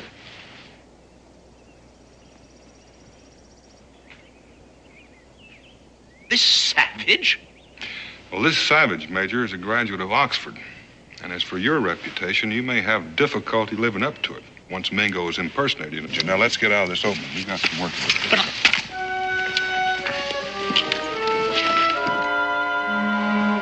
All right, Mingo, go.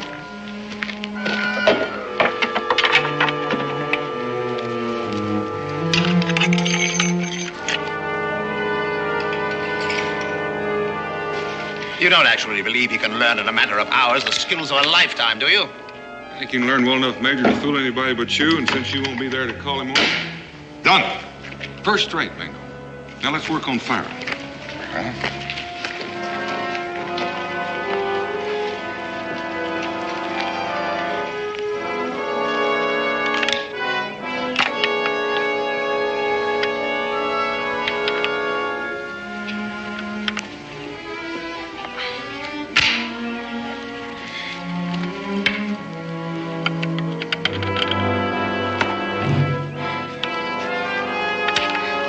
Anytime you're ready, Daniel.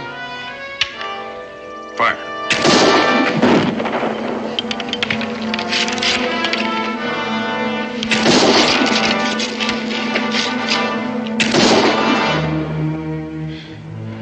I never expected to see the day when I could fire more rapidly than you, Daniel. Speed's important, Mingo. It's not worth a hoot without accuracy.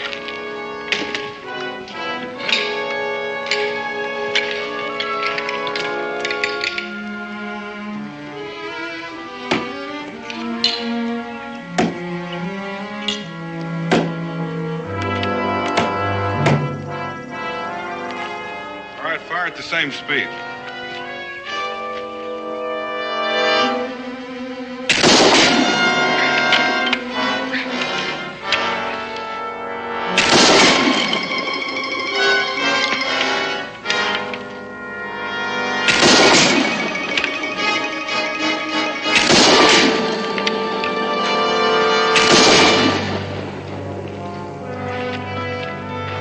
To be congratulated, Major.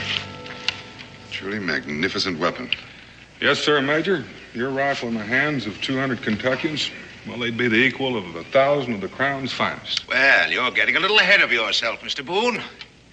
Even if he is accepted as me, how do you plan to get those rifles out of Fort Stiles? Well, that's a good question. I wish I had the answer.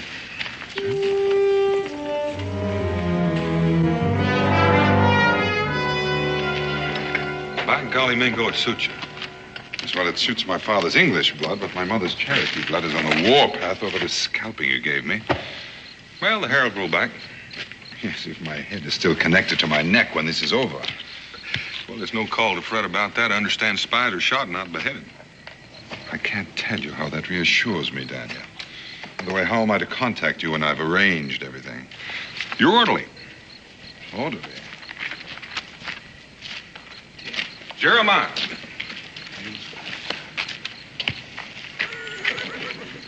Well, you reckon I'll pass for an Englishman? You will if there's a place in England called Kentucky. Huh? From now on, you're going to develop a sudden case of sore throat. Sore throat? The minute he enters that fort, he's going to go mute. Is he trying to tell me I talk funny? Oh, he meant no offense, Jeremiah. It's just that you speak a little peculiarly for a British red coat. Daniel, do you intend to remain camped here? Mm-hmm. Aren't we a bit close to Fort Stiles? I know that. But it shouldn't take you too long to figure a way to get those rifles out. The Major's wagon should come in handy.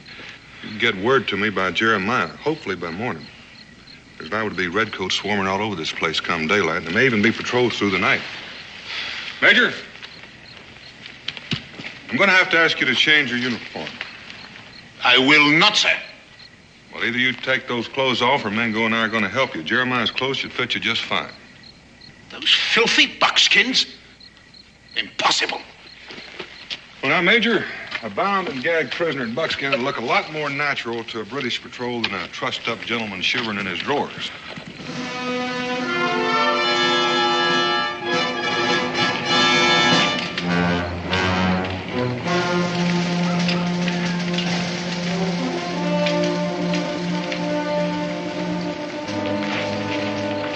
Pretty British officer and wagon approaching the gates.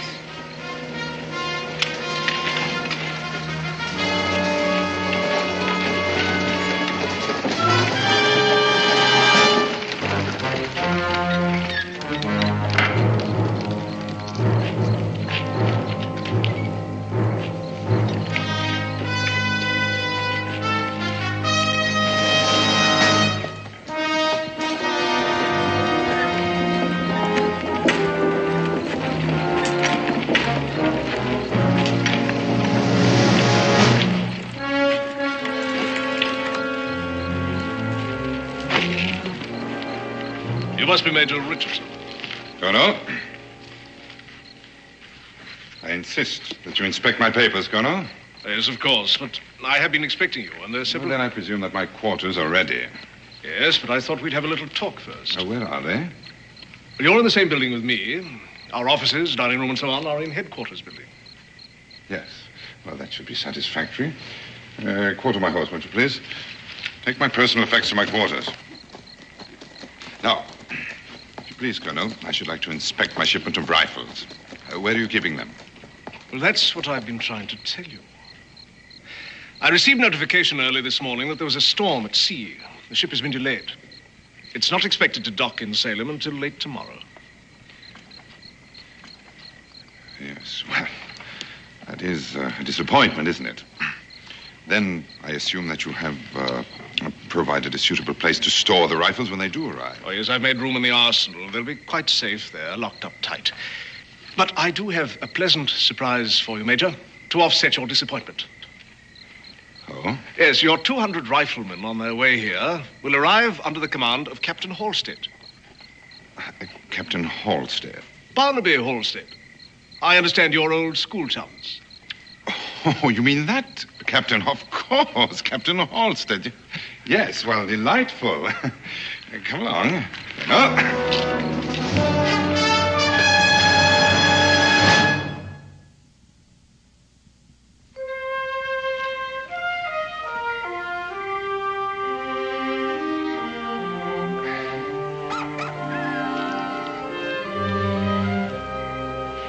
I reckon you're used to something fancier, but your appetite ought to make this taste pretty good.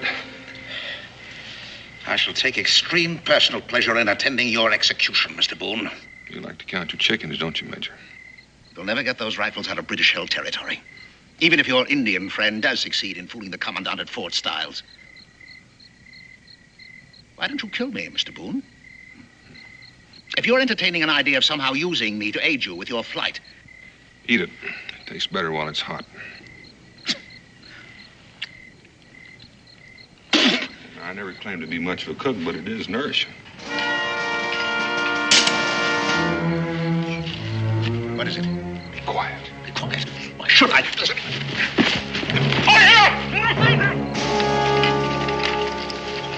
You hear something? That I did. Like someone shouting for help. Seemed to come from that direction. Right. Over here, British officer!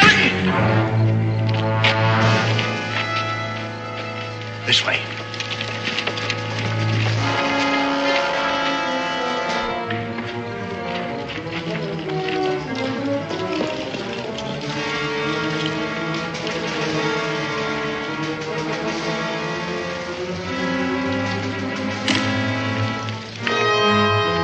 Over there. Spread out.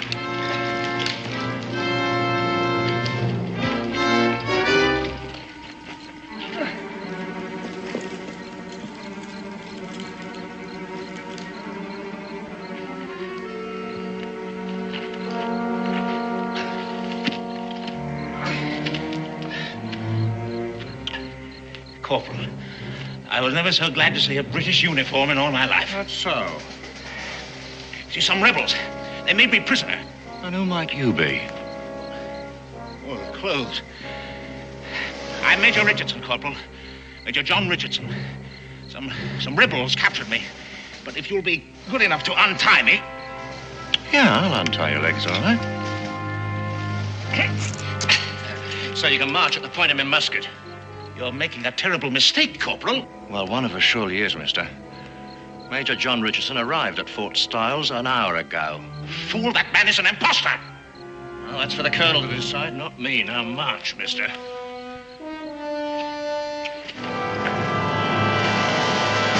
All this finery, Major, is bad for my morale. Makes me feel a bit homesick. The truly civilized man carries his civilization with him, Colonel. I, for one, should find it unbearable to have to live for very long as the primitives in this country do. Well, then I must apologize for the plain fare my orderly prepared for your palate. No. I'm quite well aware of the difficulties in finding a proper cook once one leaves England. Which is precisely why I found it necessary to bring Chester here as my orderly. Not only is he an excellent soldier, but an accomplished chef as well. Isn't that so, Chester? Perhaps you'd better not try to speak. Your vocal cords will never heal. As soon as we're settled in, I'm sure that Chester will take great pleasure in delighting you with his skills in the kitchen. What exactly happened to his voice? Dust along the trail, I expect. Inflammation of the throat. Chester, you see, is accustomed to the more salubrious climate of our homeland. And his health, I fear, is rather delicate.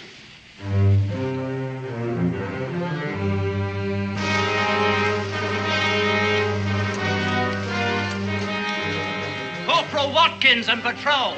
Open up.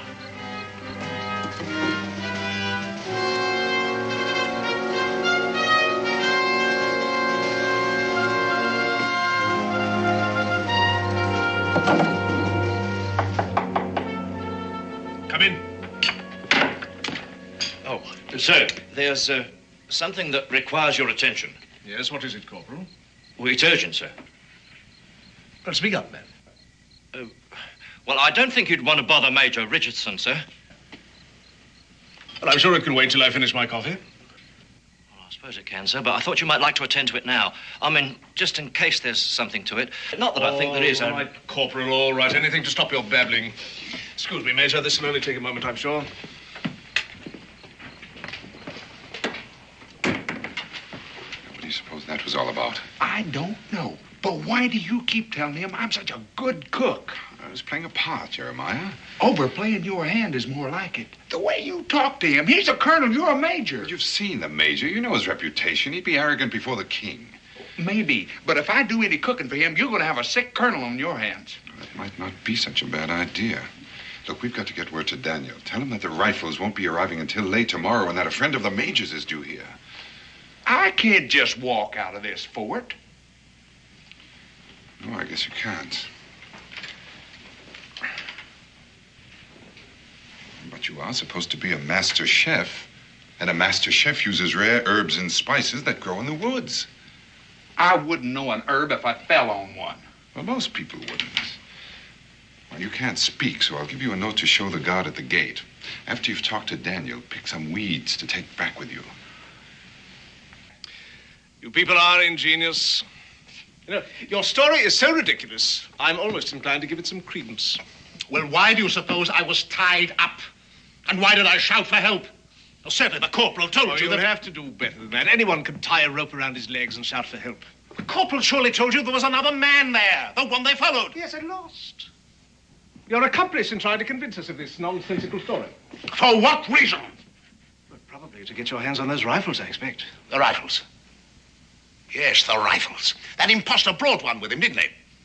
Well, look, I can describe it to you. Yes, prove to you that I know it as only the inventor could. Major Richardson has already done that. Major Richardson?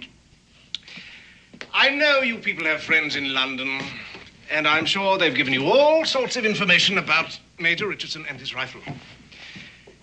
There's one thing they can't help you with. Major Richardson is a born and bred Englishman. There's no doubt about that. You fool. He's an Indian.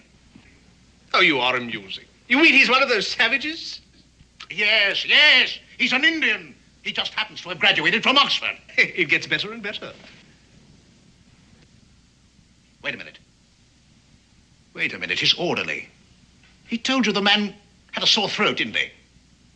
Well, that's because he's a Kentuckian. Yes, one word out of his mouth and you'd know something was wrong. Well, You'll have a chance to prove who you are, or aren't. How? In the next day or so, an officer will be arriving here, a man who's known John Richardson all his life. What officer? A Captain Halstead. Barnaby Halstead? Perfect. Well, your friends have done a complete job, haven't they? That will settle this, won't it? And I'm afraid, Colonel, that when it does, I shall be forced to send a report on this entire matter to London. It's one thing to be cautious, but it's something else altogether to be an out-and-out simpleton. Take this man to the detention cell. Keep a close guard on him. Corporal. Sir? He's either the most arrogant spy who ever lived or the most obnoxious British officer I've ever met. Corporal, I want a constant and close watch kept on Major Richardson and his orderly. But I don't want them to know they're being watched. Is that understood? Yes, sir.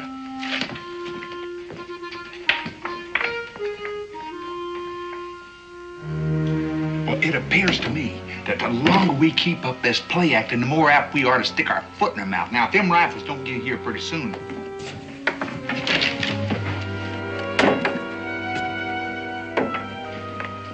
Oh, forgive me, Major. Just some minor administrative detail. Being a fort's commandant can be a bore at times. I dare say. Oh, dear, your coffee must be frigid. Chester, if you want more hot coffee for the McCoy. No, thank you. I've had quite sufficient. Chester, how long have you been with the Major? Oh, poor chap. That throat must be as raw as fresh-cut beef. 2 years, Colonel. He was assigned to me directly after I received my commission.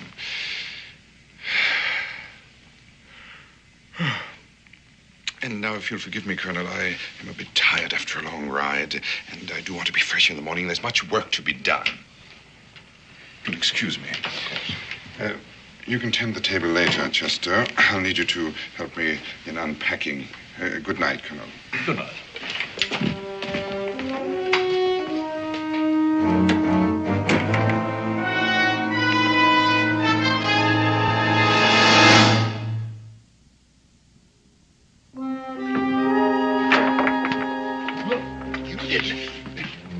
You stepped right on my...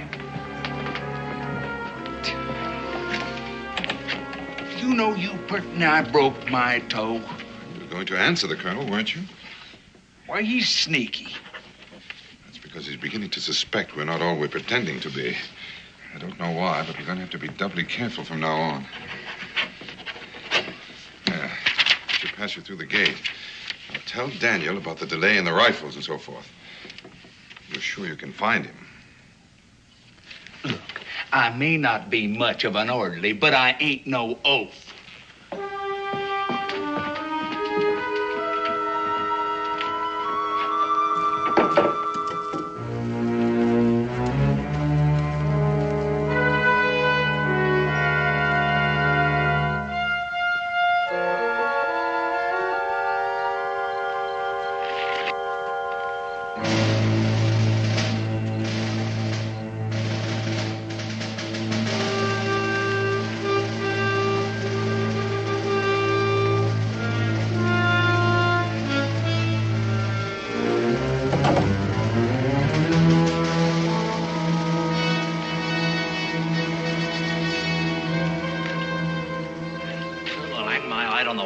Lose him. Track him by moonlight's well now impossible without cat's eyes.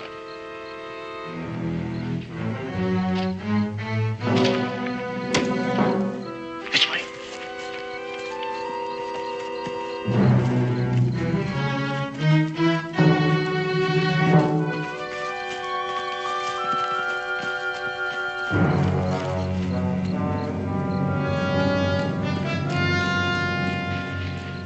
The Colonel didn't say anything to Mingo about Richardson. And the fact that he's got them redcoats on me. Oh, he's got his wind up all right. Are you sure you got them off my trail? If those rifles weren't so fired important, I'd say you and Mingo ought to get out of there right away any way you can. You know something? I think Mingo's enjoying that play acting so much, he wouldn't leave unless you drug him out of there. Dan, have you got a way figured to get them rifles out of there once they get them in there? No. You say those rifles are due to arrive tomorrow afternoon? Well, that's what the colonel said. And the major's friend, Captain Halstead? That's tomorrow night or the next day. Well, we still have some time left. If everything goes according to schedule. And so far, it ain't. We've got to prove to the colonel that Mingo is Richardson beyond a doubt. That's impossible, ain't it? I'm beginning to think so. Look, you better get on back and don't come out again. We can't afford to make that colonel any more suspicious than he is. Almost forgot.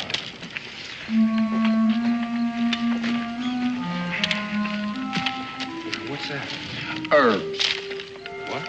Herbs and spices. That's what I'm out here for. I'm supposed to bring some back. Weeds will do just fine. I'll give you an idea for your throat.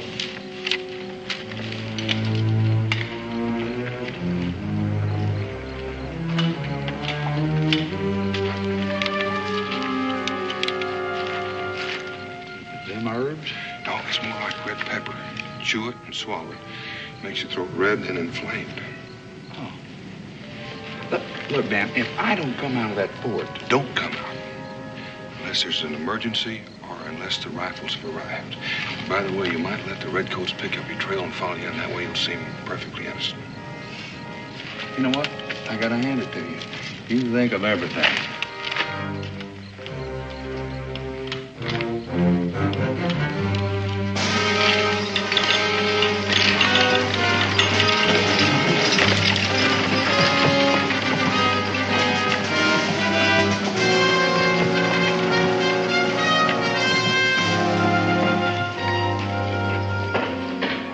Men, form a double rank. Sergeant, open them up. Well, this must be a big moment for you, eh, Major? It is, indeed. Sergeant! Through that axe. See, Colonel, I want to be absolutely certain that the rifles weathered the sea voyage successfully.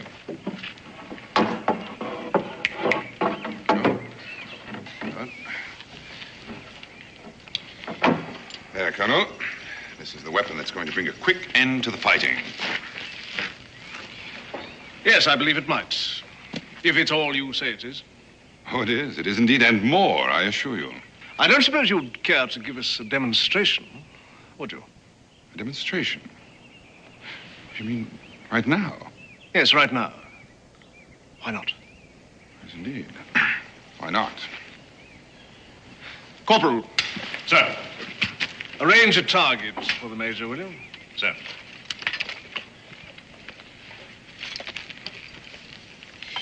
How do you want me to fire the rifle, Colonel? Standing, kneeling, prone, or on the move? On the move? Yes, you see, that's one of the distinct advantages of the Richardson rifle. Well, the choice is yours. Yeah, very well, Colonel.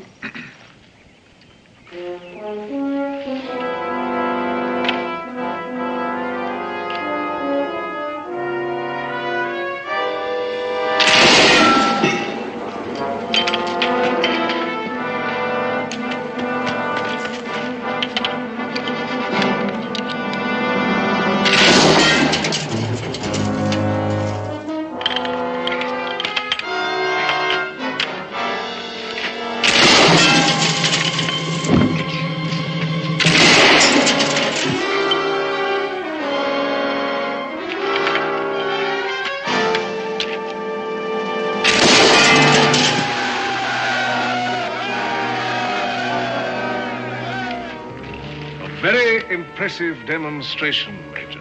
Thank you, Colonel.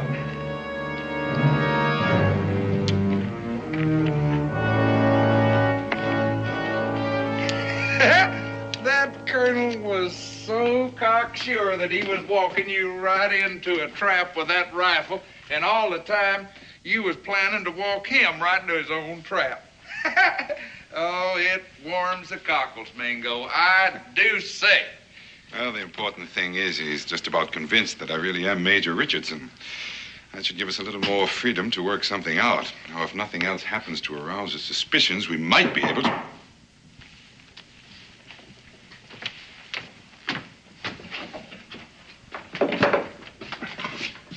Major Richardson. I've a really extraordinary surprise for you. Oh, well, out with it. You'd better put your tunic back on.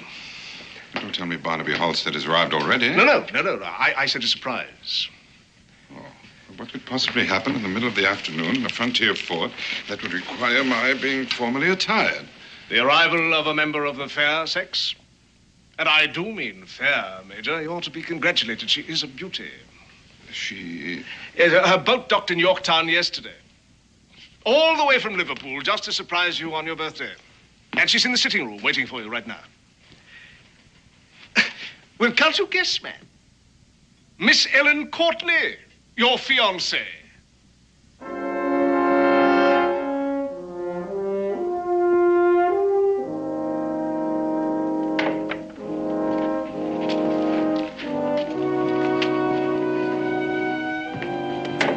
Miss Courtney? Well, that's hardly the look of a man who hasn't seen his betrothed for a long time. A surprise, Colonel. Merely surprised that she'd come all the way to this wilderness.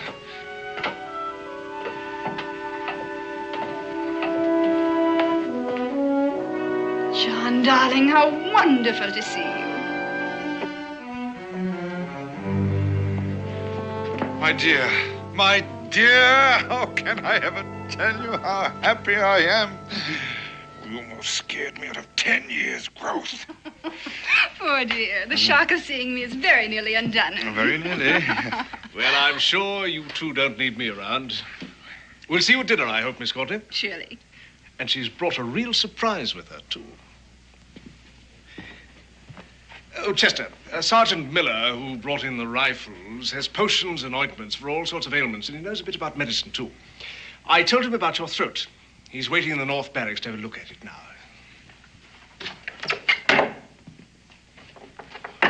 Rebecca Boone, what in the name of heaven are you doing here? Well, convincing the colonel that you're Major Richardson, for one thing. You did a fair job of that, but don't you know the British shoot spies? Oh, I don't think the British would execute a woman. But I don't think they'd hesitate to shoot you and Jeremiah. Yes, and if that Sergeant Miller knows anything at all about medicine, we're right back where we started. Oh, no. Dan will solve that.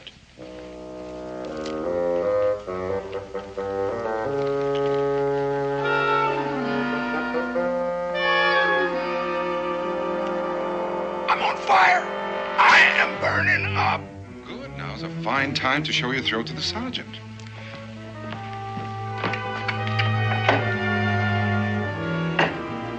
Mingo, Dan says it's going to be impossible to get those rifles out of here. Yes, with that Captain Halstead and 200 British soldiers due here any moment, he's probably right. But he does have a plan for the rifles and the major. Speaking of Daniel... The surprise the colonel mentioned. Come, my darling.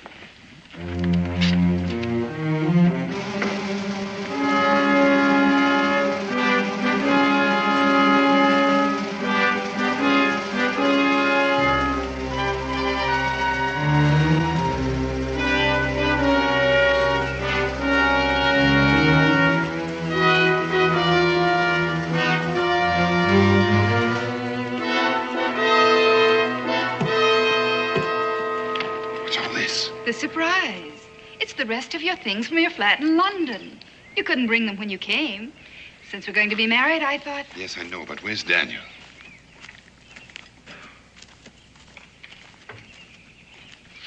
You mean... It's a bit cramped, but he'll be coming out after dark. You said he agrees we can't get the rifles out. What is all this?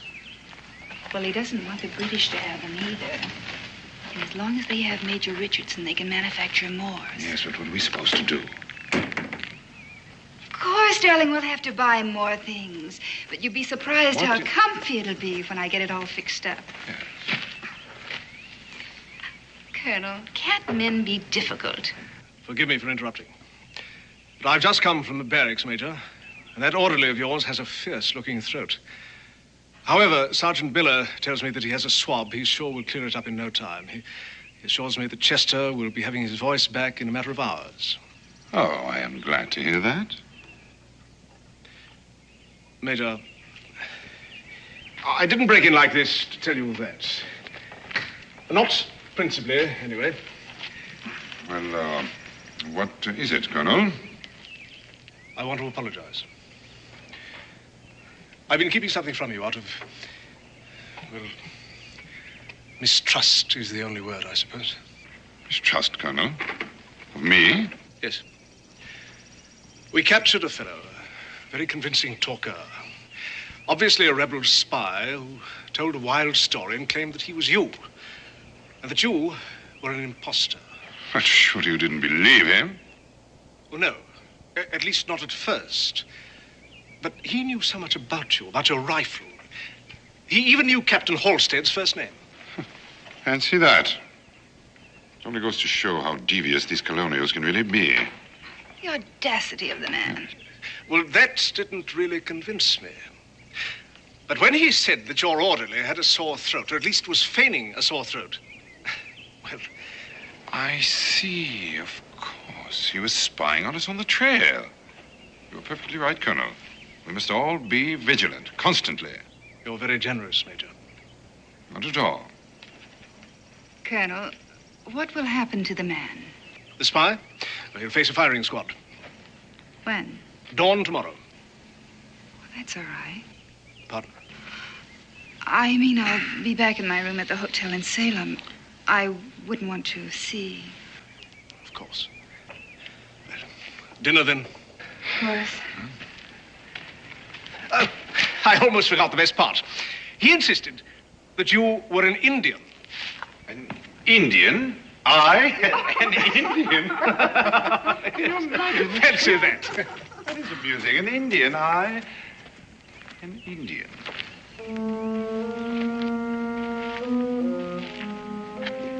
Daniel, you missed your calling. You were born to have been a master spy.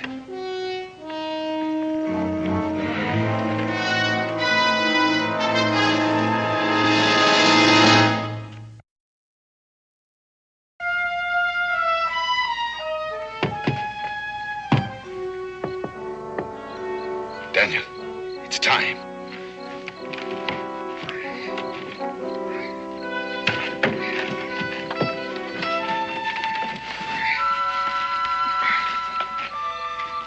Will this fuse burn long enough? About a minute and a half. I've tested two of them.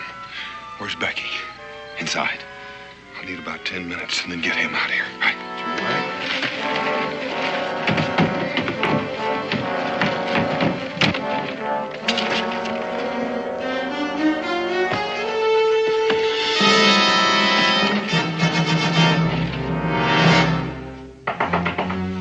Come in. Forgive me for disturbing you, Colonel. Oh, not at all, Major, not at all. Do come in. Since he's to be executed in the morning, I should like to question that fellow who claims to be me. I think we should do everything we can to find out where, how, and how much the rebels have learned concerning our plans for the Richardson rifle. Well, I doubt he'll talk, but it's certainly worth the effort. Matter of fact, I'd like to be part of it. Excellent, Colonel.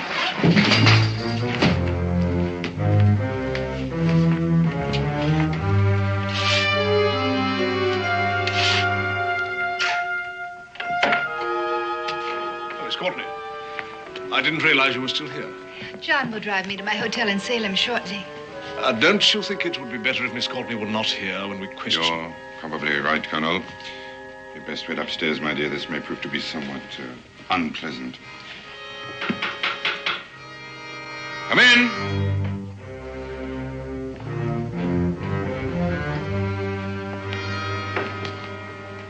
So, this is the fellow who claims to be Major John Richardson. Meet your fiancée, Major. So, you compound the crime. She's an imposter also. I see. You've decided to continue this ridiculous fiction to the end. You see nothing, Colonel, because you're a blind and thoroughgoing fool, which you will learn to your sorrow when Captain Halstead arrives. In that case, you'd better pray that Captain Halstead arrives before dawn, hadn't you? My dear. Now, look here. Don't you think you've gone far enough with this masquerade?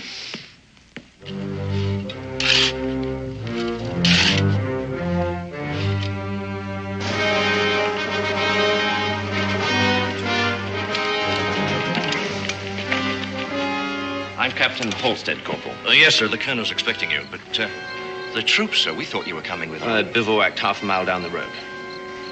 Well, I'll tell the colonel you're here, sir. Don't you see how pointless this is? Now, I can't promise you clemency, of course, but if you'll tell us... Come in. Oh, sir, Captain Halstead's arrived. Well, show the captain in, Corporal. Yes, sir. Are you going to tell us that Captain Halstead also is an imposter? John, what in the world are you doing in those clothes? Behind you, Barnaby! Don't! Captain, if you'll join the major there. I prefer not to shoot you, Colonel. At last you can see with your own eyes what a fool you've been. Rebecca!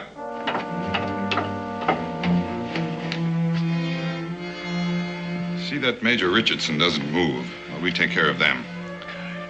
You must think you're pretty clever. You're not clever enough to get out of here alive. We'll do the best we can, Colonel, I assure you. Now, if you'll turn that chair around. Sit down and put your hands behind your back.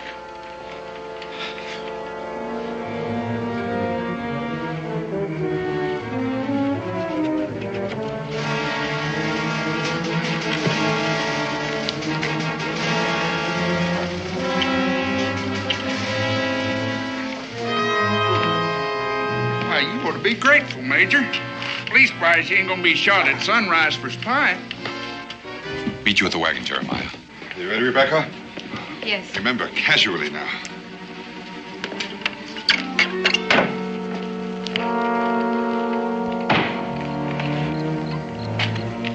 Evening, Corporal. Sir, shall I stable the captain's horse, or shall I leave him here? Captain Halstead will be a while. He's tied up with the colonel. Thanks, sir.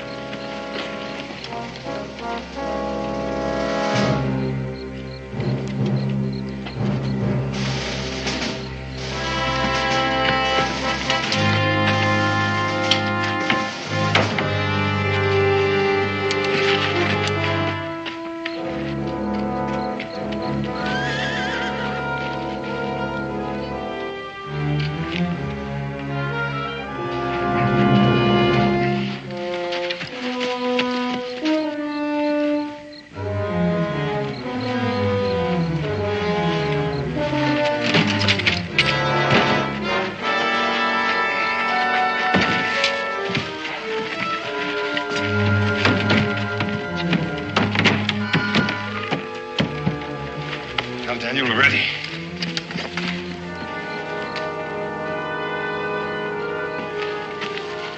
You ready?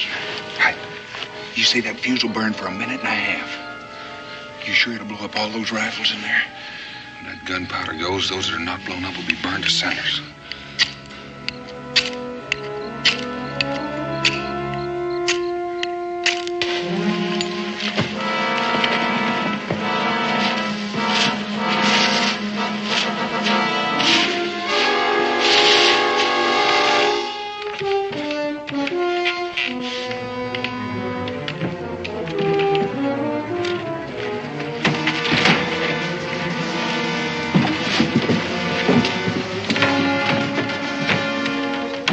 Get out of here.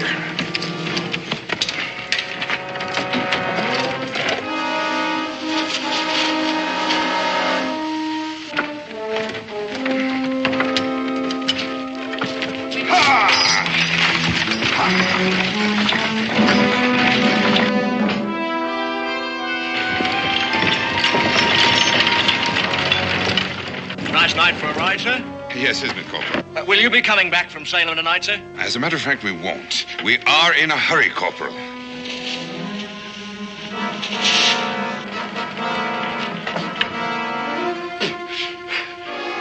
Corporal of the Guard! Corporal of the Guard! Stop those people!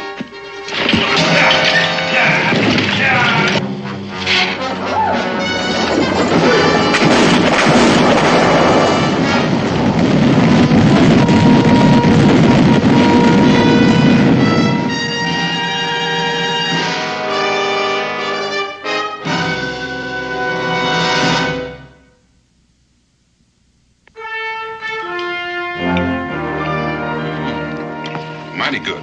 Thank you, sir. Coffee. Mingo? No, thank you, Rebecca. I think I like your hair short. But perhaps I could shape it a little more. You do, and my mother will come down from the happy hunting ground and haunt you. Coffee, Jeremiah? Thank Careful, you, it's hot. No chance of getting that Major Richard to make some of them rifles for us, is there, Daniel? He's a stubborn man, and a proud one. He's refused money, freedom, and a commission in the Continental Army. Can't help but admire him, in fact. Well, one thing for sure, them rifles ain't gonna do nobody any good in this fight. Or any harm, either. Well, we bought time, and time is in our favor. Rebecca Boone, you're an amazing woman. Wife, mother, spy. Most important thing, cook. That's what she does the best. Well, now, I'm not so sure that Rebecca will regard that as a compliment just now, Jeremiah. Well, for one thing, we never would have escaped alive from that fort without her. Never mind destroying the rifles. That makes her a heroine of the Revolution. A little more exciting than being a frontier woman. And for another thing, I think she rather enjoyed playing the part of a British lady.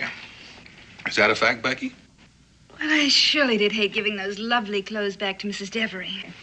Speaking of clothes, I lost a perfectly good set of buckskins at Major Richardson. Well, now, don't you worry about Jeremiah. We'll shoot you another set. And Becky will stitch them up for you, won't you, Becky? Back to the frontier. More pie, Jeremiah? Don't mind if I do.